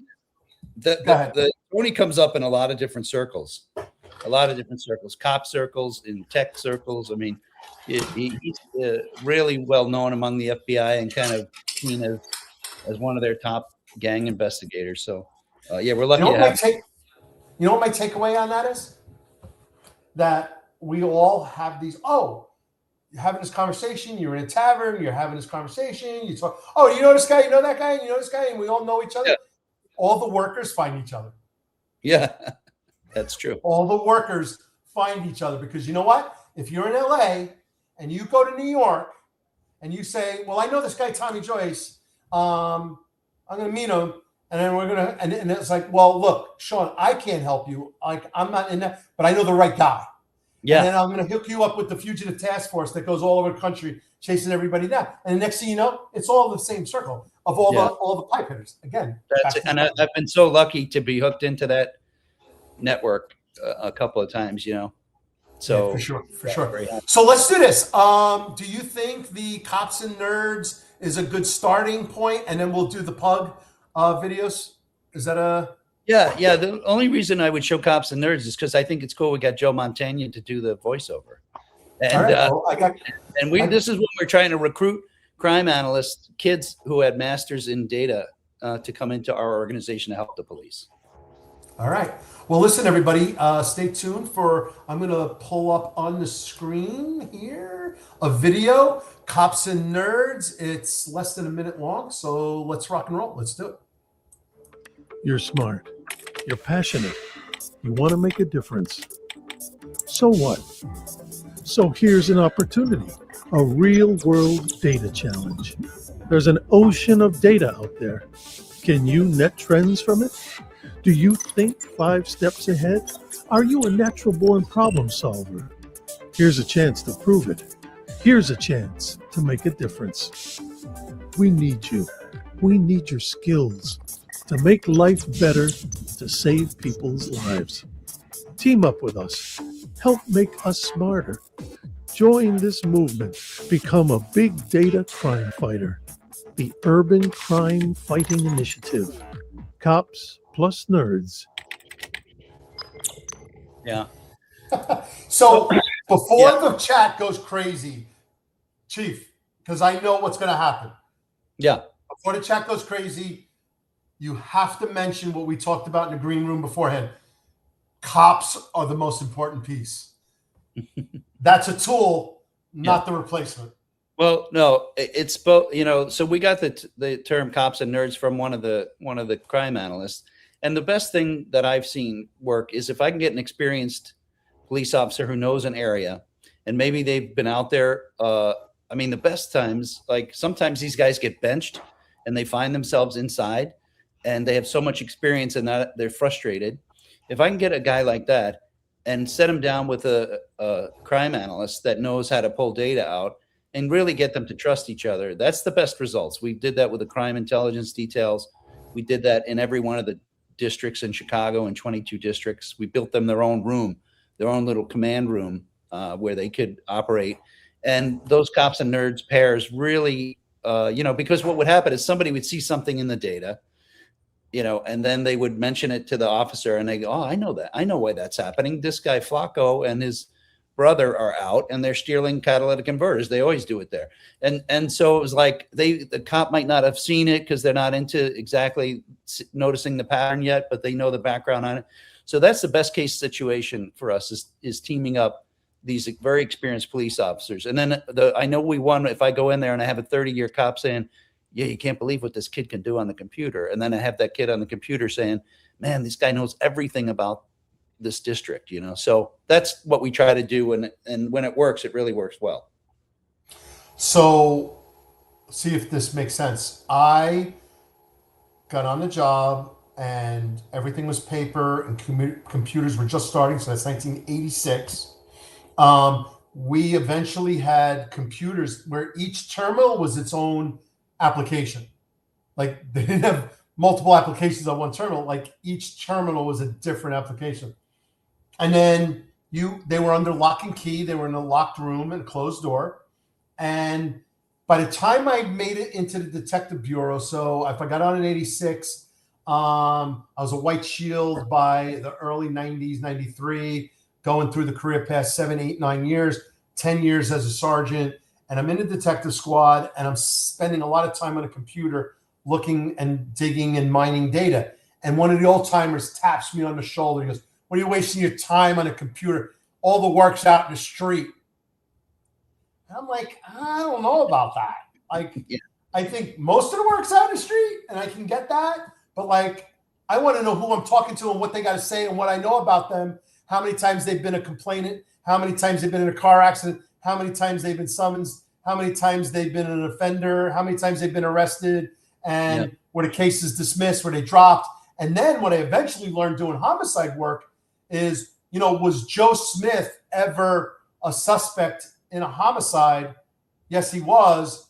What case? And then go pull that case and see if he talked, which is not in the data. That's like, you got to go read the case file and talk to the detective.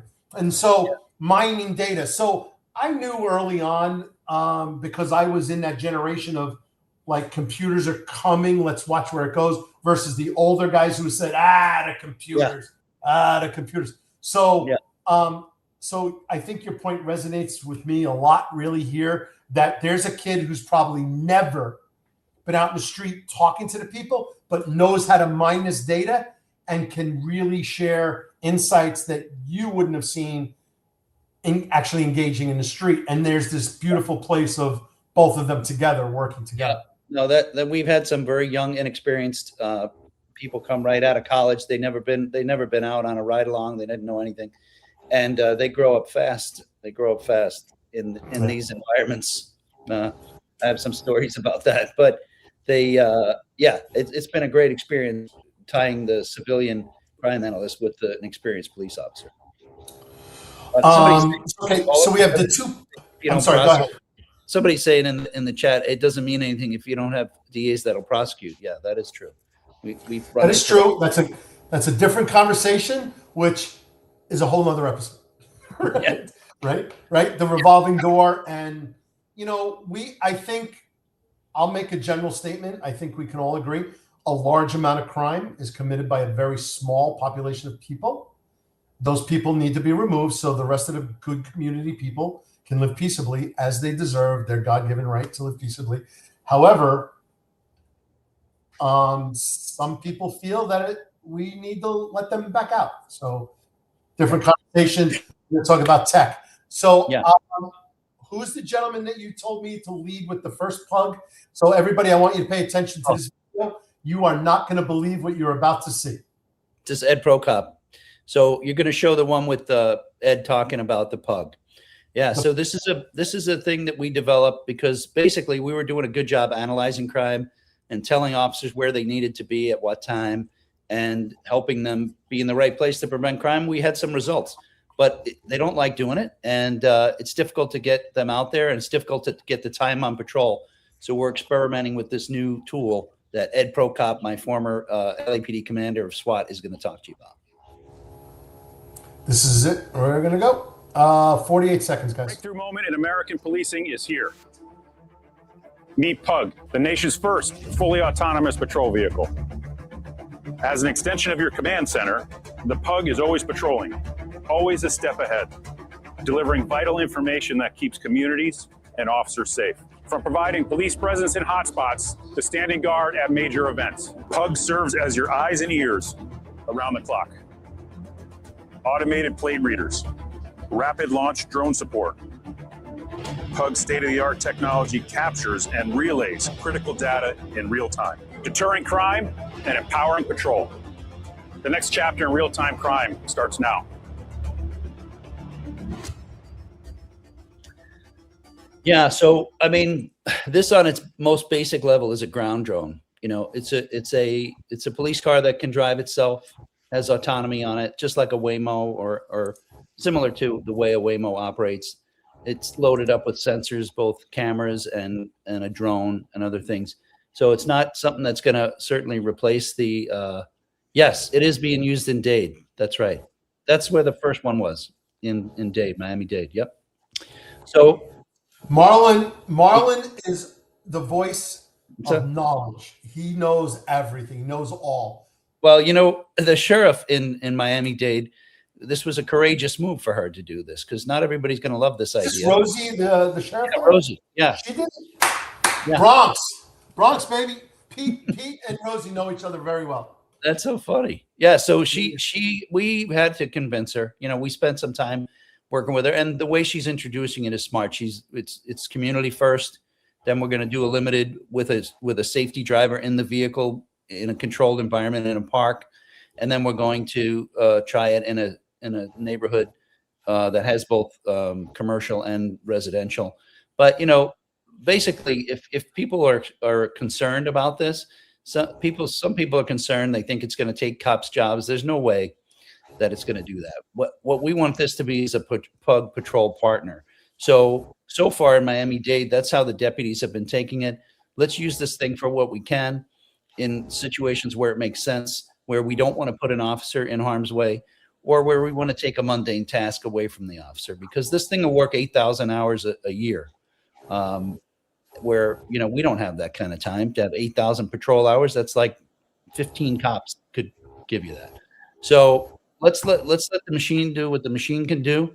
And it's always monitored by a police officer. So somebody's got to sign on as the operator, but they can be doing other things because they get alerted if there's something that's an anomaly in the field that that the vehicle picks up on. So you could imagine in a scenario where the vehicle's in the middle of the night driving down the street and picks up on a heat signature under a vehicle and sees, oh, that's an anomaly. We shouldn't have a person under a vehicle at this time of night, and sends an alert back to somebody else saying, hey, we may have a catalytic converter theft. Or there's something else that's wrong. You know, all the lights in this parking lot are out and they shouldn't be. What's going on with that? This door is left open at a school when it shouldn't be. Or this group, you know, the video analytics are good enough that you can tell when a group is going to be a threat or when a group is not, you know, and certainly with zero eyes and other technology, you could pick up on firearms. So this thing has 360-degree cameras and a bunch of other capability that that we can pipe back to the crime center. It even has a way of taking over. So people are concerned about autonomous vehicles stopping in the middle of the road. But if that happens, someone at the station can actually take it over with a steering wheel and throttle and brake and drive it out of the situation. So we're experimenting with it in Miami-Dade. And we've trained a cadre of people, and we're looking to see how it develops. Okay, so how long has it been deployed from the community, and has it segued into the second phase yet? No, so we launched it in October, but there was still some work to be done on it at the end of the year. So really starting in January, we did some events in around the holidays, and then starting in January, we started getting feedback from community. And then I think Tony will know this. I think it's May 1st or sometime in April or May is when we're going to do the test in Tropical Park, where it's going to be at level 3, which level 3 from is autonomy with a safety driver. So it's driving, but you have somebody in the seat in case they need it. And then we're going to use those observations over a period of months to see if the technology is up to it. These vehicles have been deployed for transit in other cities. So a robotics partner is Perron Robotics, and they've got vehicles all over the country doing mostly transit. But this is the first application in law enforcement.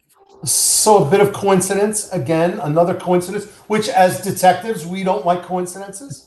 Yeah. Guess where Perron Robotics is headquarters?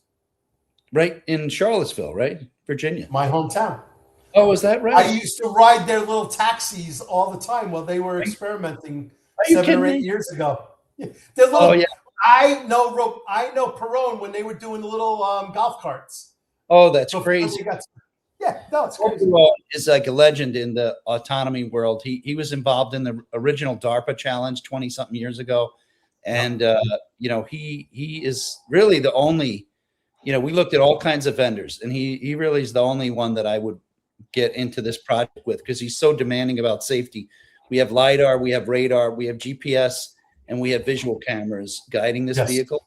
And some other manufacturers don't use all of that because it's expensive. And, you know, he won't compromise on that. Also, when we go to level 4 and there's no driver, we have to have redundancy on everything. So 2 steering actuators, 2 throttle actuators, everything's doubled up, both in terms of power and actuators. So he's great, that guy. Yeah. So Sean, Chief, you know, if you need a trip to Charlottesville, yeah, I'll come see you. This is my home base. All right. I think that couch. You'll never go back to the Keys. You'll never go back to the Keys. Back there, fold out, right there in your room. I sleep right there. That's right. So talk to me about this device. Give me all the sensors, all the data it's ingesting and sucking in. You know, maybe we should watch that animated video first. Oh, you want to watch the next one? I think so. This does a good job of setting it. Yeah. Okay, perfect. The capabilities video that we shot, that we put together. This is the one that's up on YouTube. Okay. And it's an animated video screen, and then I got to share screen and animated video and share and this one. Okay, here we go.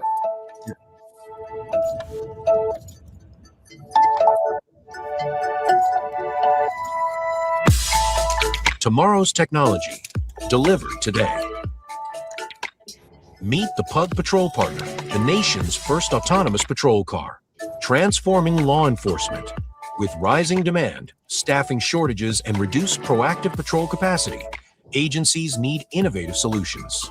The PUG delivers up to 5,000 annual patrol hours, acting as a force multiplier and enhancing officer safety. High-definition cameras and thermal imaging ensure 360-degree situational awareness. A tethered drone launcher provides aerial visuals up to 150 feet. A biometric field booking station instantly identifies suspects by fingerprint and facial recognition. AI-powered risk terrain modeling adjusts patrol routes in real time. In chauffeur mode, the officer is freed up from driving and gains unprecedented insights through an augmented reality heads-up display. By automating routine patrols, the PUG triples coverage, enhances public trust, and keeps officers safe. It redefines policing, delivering scalable solutions to modern challenges. The PUG Patrol Partner, deterring crime, empowering patrol today. Yeah, so that kind of gives you an overview of what's on the vehicle. It's also just modular, though. So if we've had agencies, we've had, I think it's 35 or 36 agencies now that have reached out to us since the launch, and we're trying to figure out ways to get them their own PUG. But some of them have asked us for like chemical, biological, radiological sensors. Some want ShotSpotter on there. And, you know, it's really modular. So like if we do things for border security, we might help them develop anomaly detection for the border wall itself. So, you know, artificial intelligence is great at comparing images over time. And so if you run that border wall or even a perimeter fence of a secure location and the video doesn't match what it looked like last time or the last 100 times you drove by, then we'd get an alert on that and put an order in. And so this anomaly detection thing is something that the vehicle is much better at. And you're not going to really have officers who want to drive around all night, you know, collecting data. And, you know, we're sweeping up license plates while we're doing that and trying to figure out patterns with where stolen vehicles are dropped and things like that. So it's a great tool for us to work as a partner for the police officers on the watch. Yeah. So 2 questions. Cost. What does a vehicle like that cost today?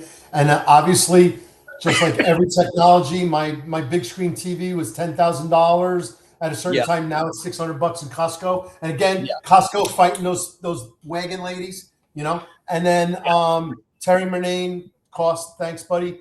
Former homicide detectives in Brooklyn North. And then retired Chief Rob Lukash does the PUG, even though he wrote UG.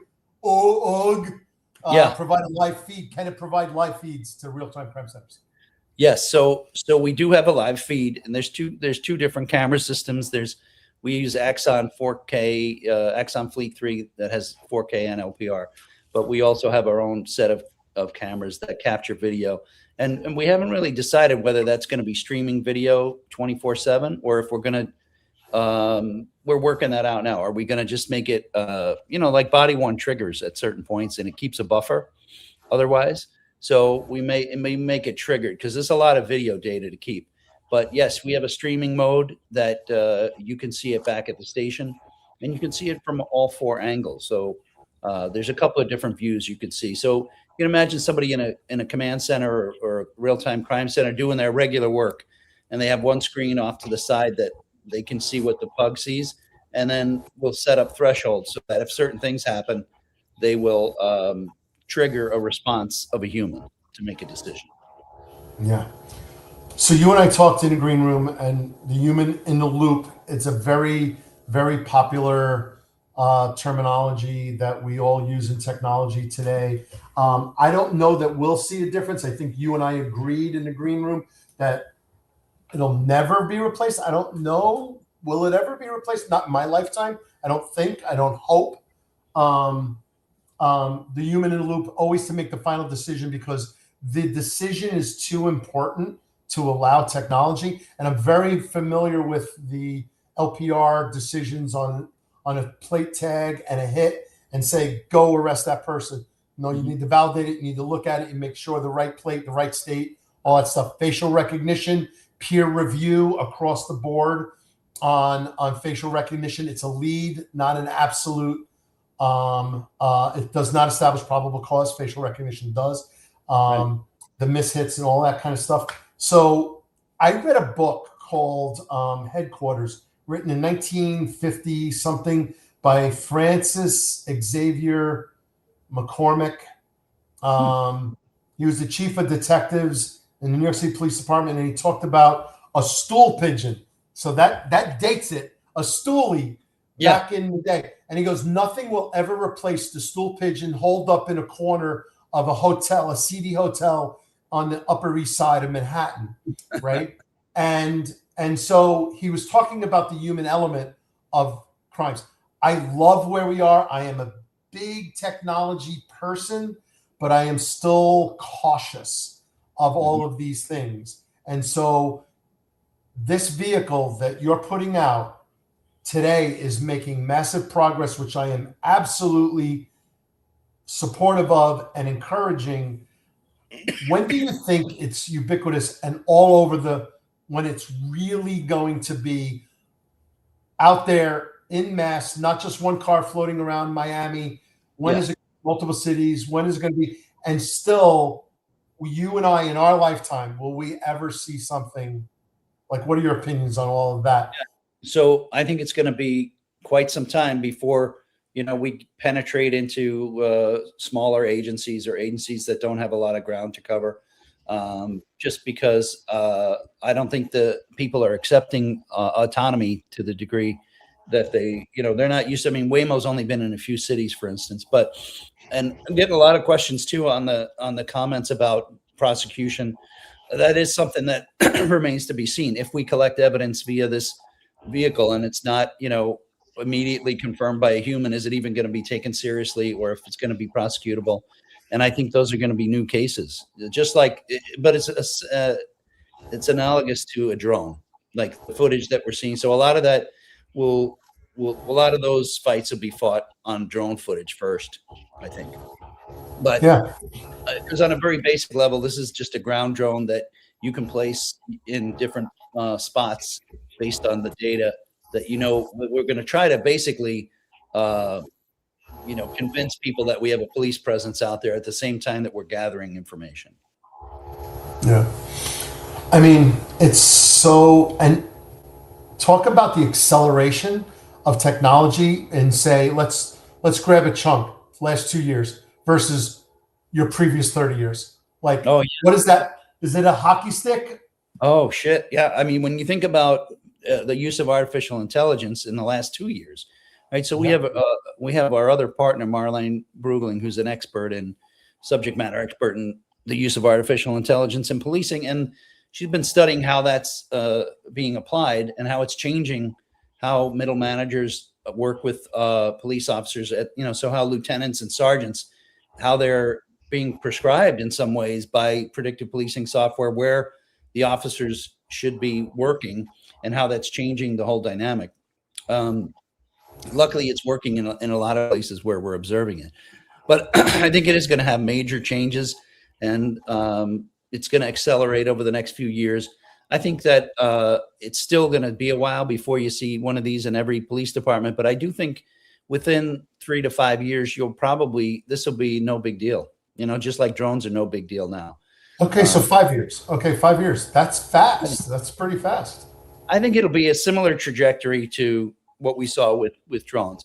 And the important thing is that we have to tie into all those other systems, so that the ground drone has one job, the air drone has another, and then the officers. Basically, what we're trying to do with all of our programs is present the best information to the decision maker. So right now we have so much data that really nobody could watch all those screens, and nobody could really decipher the amount of data that we have.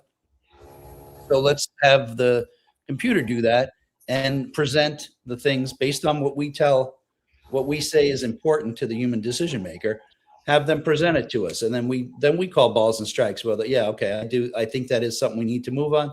This, I don't think we should move on. So, but it's just an extra set out there. And in terms of the cost efficiency of it, you could lease one of these. I mean, the first one is always really expensive, and like you said, the cost is going to come down, but it's about the cost of a police officer vacancy. So, we have a lot of vacancies that are being held. Like LAPD's got hundreds of vacancies right now.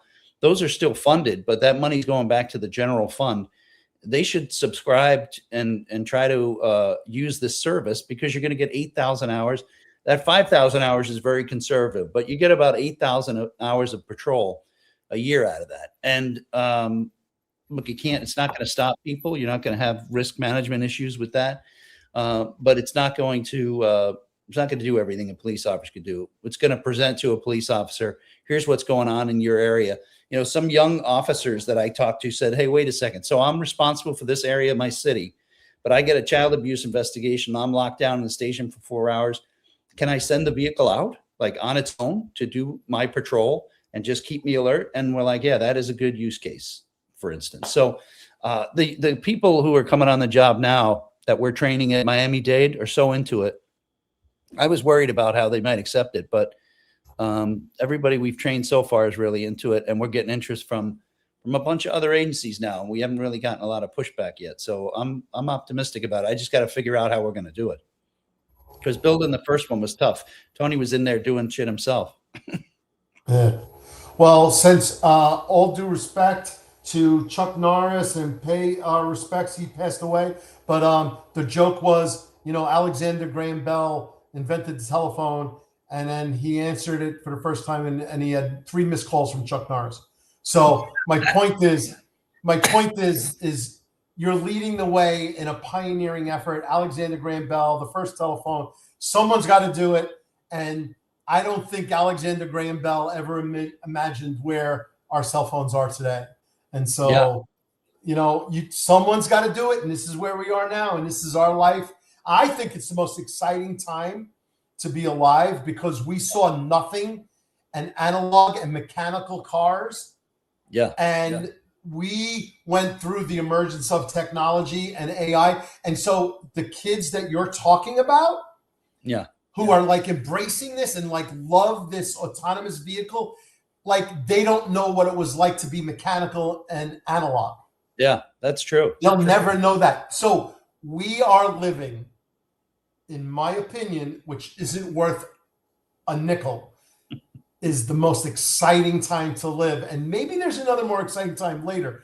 But then you could go to the Mayans, and you could go to the Giza pyramids and how they actually built those things.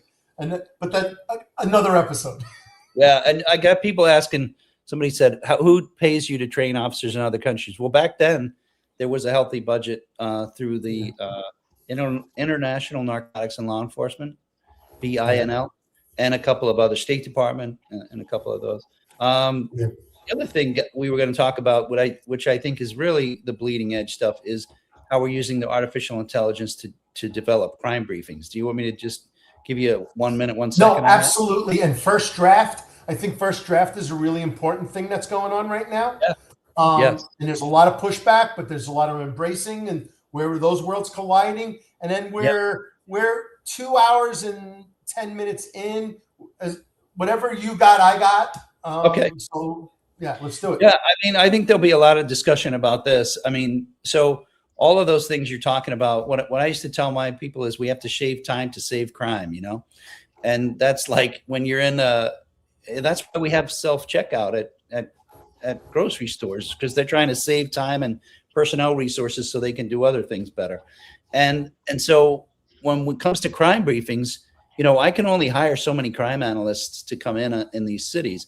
And sometimes part of our program is we do crime analysis, and we brief that commander of that district every day on what's happening in the last 24 hours, last 7 days, and year to date, and who's doing what to whom. And then we try to make a really good crime briefing for roll call. But even in a place like Miami-Dade, you've got, at least 4 watches and 9 districts. So that's 36 times you have to put together a crime briefing. And it's just it's beyond the capacity. And in a place like New York or in LA, we had 21 divisions, that's 80 something roll calls you'd have to get to. And those roll calls have to be specific to that time and place. So working with some programmers, we were able to develop a program that has artificial intelligence agents that pull data.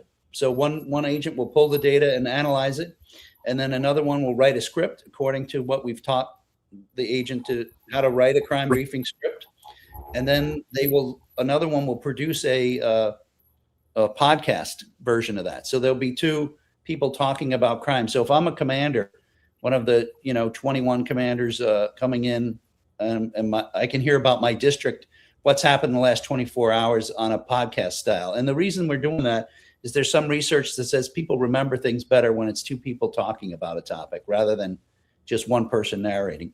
And then we also have a program where we created a 360-degree avatar of a particular lieutenant, and we're going to change it a little bit so he's not recognizable. But that avatar really could be convincing, and that avatar could be a text speech, so that we could do that too. We could produce a video, and then you'd have something back here that have a map up there that would show where the hotspots are, and the lieutenant would be down in the corner here talking about it.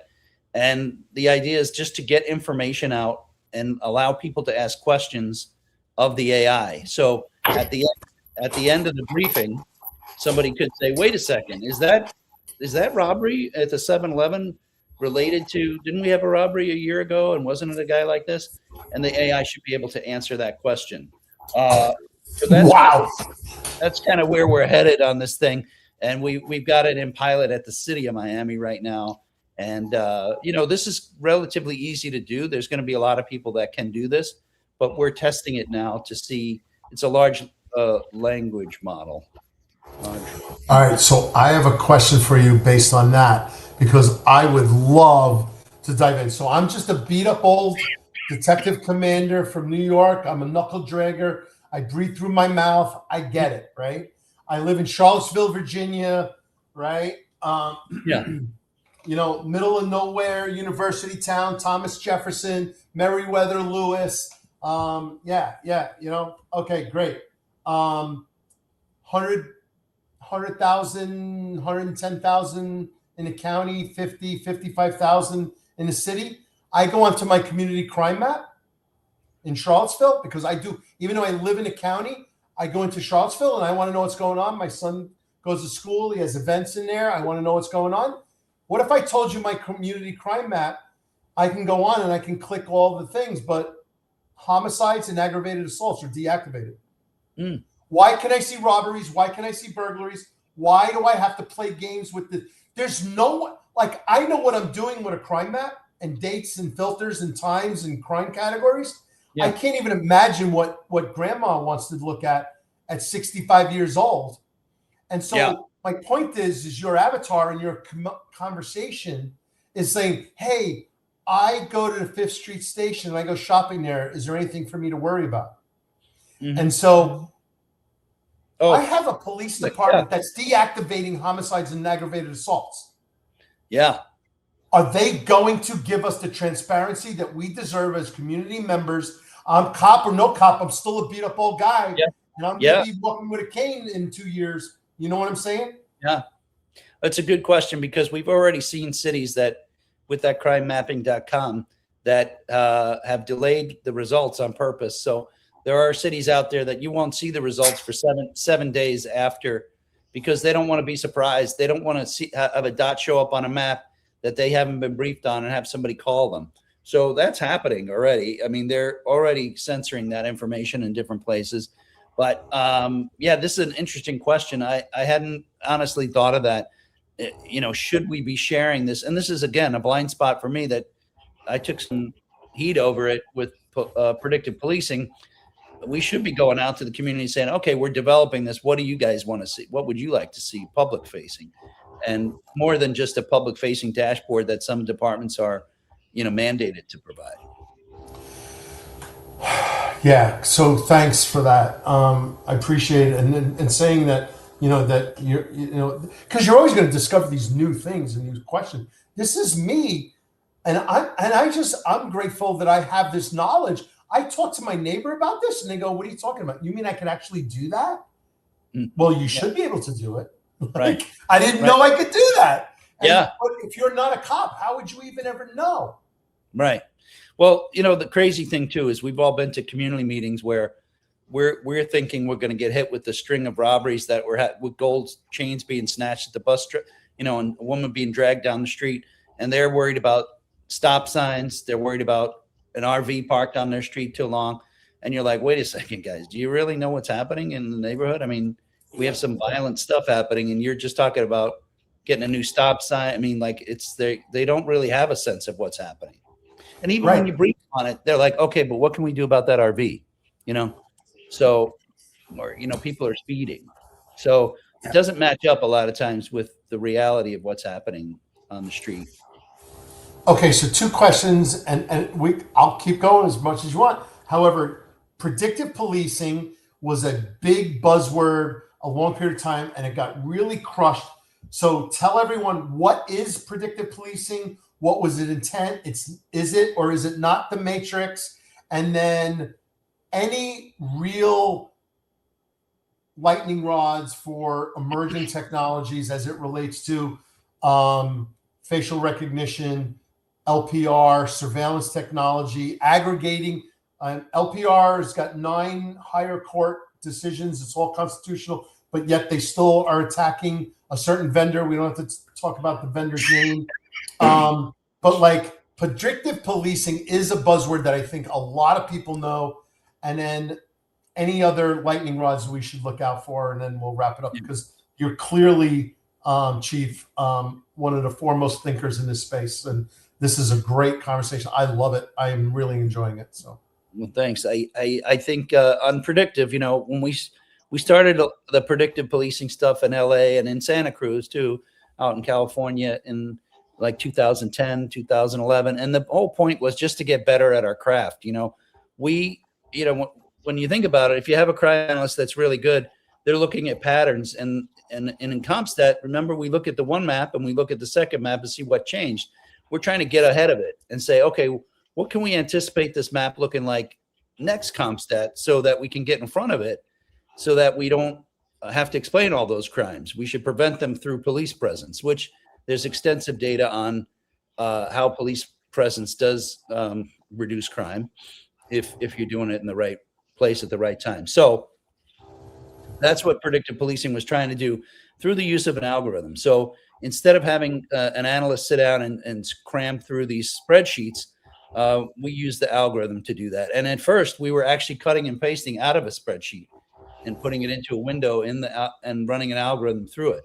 And the whole idea was just to get better at forecasting. Now, an unfortunate thing is that we called it predictive policing, and something about that term freaked people out. I got all kinds of Minority Report things, like people thought we're going to arrest people before they committed crimes. And, what I try to tell people is, however we're forecasting crime doesn't suspend the Constitution of the United States. So we're all playing by the same rules. We're just trying to get better at anticipating so that we prevent that woman from getting robbed or getting her chain stolen at the bus stop, or we prevent the guy who is a landscaper from getting his equipment stolen out of his driveway. These are real world consequences that happen. And if we can forecast those things based on the best data we have and put resources in place to prevent it from happening, then we're going to win. What happened, though, is we did that kind of in a vacuum. And it was well known within policing. And then a bunch of companies came in and tried to monetize it.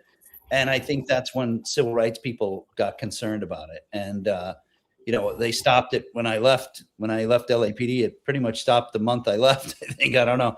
But, we still use it. I mean, they just don't call it predictive policing. But a lot of the hotspots stuff that's done now, there's a difference between hotspots where you're just accumulating crime over time and showing where the accumulation has happened, versus using an algorithm to say, okay, the conditions tomorrow are different from the conditions today, and how can we try to see what tomorrow is going to look like? So, look, every industry does forecasting. That's how Netflix knows what you're going to watch. That's how companies know what to order, so that they have inventory when things happen. So this is not a new concept. It was new to policing. And I don't believe we ever arrested somebody who had yet to commit a crime. So that's my take on predictive. Yeah. Yeah, so I apologize to the audience. I said matrix. I meant Minority Report. So if you have an X, and then you have a check, and then you have an X, and then you have a check, you have an X, and you have a check, guess what's next? An X. Yeah. Like you can see this happening. And then as we know, instinctively, before we ever accumulated data, we knew where the hot spots were. We knew where what we called the well, right? Mm-hmm. Right. We knew where the gazelles would water and where the predators would prey upon the gazelles, whether it be in front of the liquor store, whether it would be in front lighting, engineering, right? Yeah. Education, and all of those things coming together. This is not, and I think you said it best with leading into the chief of detective's office. Oh, you need to revamp and re-engineer the chief of detective's office, the detective bureau. And it's like, no, they were doing the right thing. They just had a bad PR and a bad message, which I think is the same thing with predictive as you're saying. Yeah. Yeah, it's always been. And so there are still companies right now that are doing the same thing, but they say, do not put predictive in the marketing collateral. Yeah. Yes, they've changed that for everything now. Like, you won't find the word predictive anywhere. I mean, and people from overseas never used it. So they use forecasting, they use other terms for it. And I guess we got caught up in trying to push the edge of the envelope there. And we didn't really, check with the community to see if they were okay with it. And we never thought to do that. And now you would never, I mean, it's just this thing with the vehicle that we're putting out.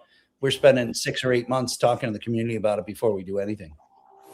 So talk to me about in LA, and because this is all about messaging now. And, what do they call subsidized housing? We call them in New York City Housing Authority, subsidized housing. People either can live free or at a discount. And we used to call them housing projects, right? Housing projects. We go to CompStat one day and they go, all right, effective immediately. We're not calling them housing projects anymore. Yeah. Well, that's what they are. And they go, no, it's derogatory. It's negative. We don't like it. Henceforth, CompStat, they will be referred to as housing developments, no longer projects. Yeah. 2 years later, we're going into the housing project or development, and they're having the housing day, the Marcy Houses Day, the Tompkins Houses Day, and they're all wearing shirts that says housing projects, the PJs. I was like, they're not offended. Why are we offended? And it's all about a message. You want us to be softer and gentler, and you're like, but let's talk about what's really happening, and not what is a fake terminology, fake vernacular. Well, so if you want to hear forecast, I'll give you forecast, but I want to continue to do that really smart policing. Yeah, that's what it is. It's smart policing. And if you talk to the people in the neighborhoods where we originally started it, there were some news people that went out to talk to people, and they said, do you see any difference? And I think they were expecting them to say no. And they, to their credit, they did keep them in the piece. And they said, yeah, no, we used to have helicopter up. We used to have, shots fired. And yeah, we're not seeing that. And so we got honest feedback from people. The people that live in the neighborhood want the police, and they want they want us to be out there so their kid can walk to the store. But it's often the people who don't live in the neighborhood who are villainizing the police. So, Chief, my last thought, and I'm going to leave it to you, your final thing. Unless, again, we'll keep going. I worked in a Bedford-Stuyvesant community in Brooklyn. Sun went down. Gates rolled down on all the stores, and they could buy a quart of milk from that bodega or that convenience store, but they had to buy it through a spinning wheel and a plexiglass spinning wheel. That is dehumanizing to me. It is embarrassing, and it's shameful.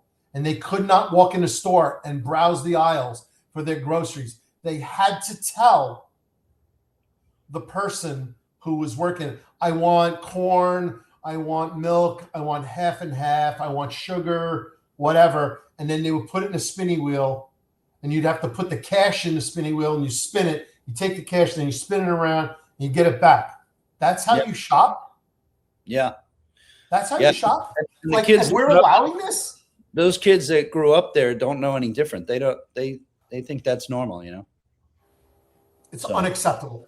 It's Yeah. unacceptable. And the fact that, you know, and Nolan is going crazy, like prosecutors. You know what? I can't handle the prosecutors. I don't tell them what to do. I'm going to put handcuffs on bad guys and predators. And that's what I'm going to do. And I'm going to do my part. I think there's 7 or 8 things before the cops get there. And then there's us, and then there's the prosecution. So we're like 7th out of 8 in the process. Yeah. And maybe 9 because corrections has to do their thing. I'm just going to do my part. And if you want to let them go, that's on you, but it's not on me. And nobody deserves to have to go to get a quart of milk at 7 o'clock at night because the son went down and buy it through a spinning wheel. It's unacceptable to me. Unacceptable. You know, there were a lot of comments about prosecution, and that a lot of this remains to be seen. The fortunate thing is that I'm in Florida now, and Florida is prosecuting people, and we have a great state's attorney. She's been in there 30 years, Catherine Fernandez-Rundle, and she takes it seriously, and she will file charges on people. And so it makes it a lot easier to work in this environment. It's not the same in every place. You know, there were a lot of things happening in Chicago when we had activist prosecutor that wasn't getting prosecuted. And so I think we learn from that, though. Yep. Okay. So, yeah, and I'm glad to hear that. So, final thoughts. You can wrap it up, and then I'll do some house cleaning, and then stay after so you and I can just, for 2 minutes, just make sure we're all clear. But you stay on, and we'll do the green room on the end. But final thoughts, anything that we have active cops, we have retired cops, we're Northeast centric, but we're New York heavy, but we are going across the country. I looked at the demographics today. We got DC, we got LA, we got Florida. We have followers from those places. So your final thoughts on law enforcement, the state of where we are right now, the future, technology, anything you want to share with us, Chief. Really appreciate you coming on. It's been wonderful, educational, really empowering. I love the profession. My son's still on a job. I'm invested. All my little leaguers from Long Island, Levittown, North Baseball are now cops, sergeants. That's crazy. We have a soon-to-be lieutenant coming up, a kid that I trained in baseball. So, that's great. This is why I care about this profession so much. Yeah. So, no, I hear you. No, I appreciate you having me on, Tommy. I mean, the quality of the people that you have on, I'm honored to be on that list and for you reaching out to me. And I think people just have to realize, and I didn't get blown up too much. I appreciate it, guys. There's some occasional we talked about. No, we don't. The other channels have trolls. Yeah. So we get occasional, but the other thing is this is all research we're doing to see what the next thing is. And the reason we're doing that is because we can't keep doing what we've been doing, because crime is changing, criminals are changing. And even when crime is down, like it has been the last few years here in Florida, we have to come up with the new thing, because once that crime starts spiking, that chief is going to be, and that police department's going to be under the gun. So we're always trying to think of the next thing, and we're trying to extend the reach so that we have fewer victims. And our belief at Policing Lab is that if you're doing smarter policing, you'll have fewer victims. And that's our whole mission. So I appreciate you having me on tonight. And thanks everybody for hanging out with us and talking through these issues. That's great.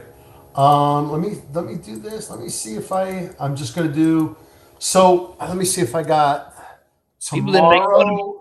In that shirt, in that powder blue shirt, which I appreciate. I had hair though. Remember that shirt and my uniform shirt? Oh, yeah. That was great. I mean, listen,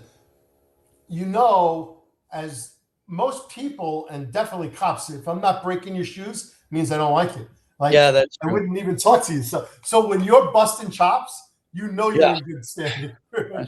That was an advantage too, growing up with 4 older brothers on Long Island. Yeah, so listen, Rob Lukash, retired chief, Special Operations Division, Emergency Service. No reason to blow you up, Sean. You're working to make police better for the men and women that we thank you. So appreciate that, Rob. Good friend, great Rob, guy. Thank you. Yep. Thanks. I can get to all the comments. I'm not really great at producing and everything.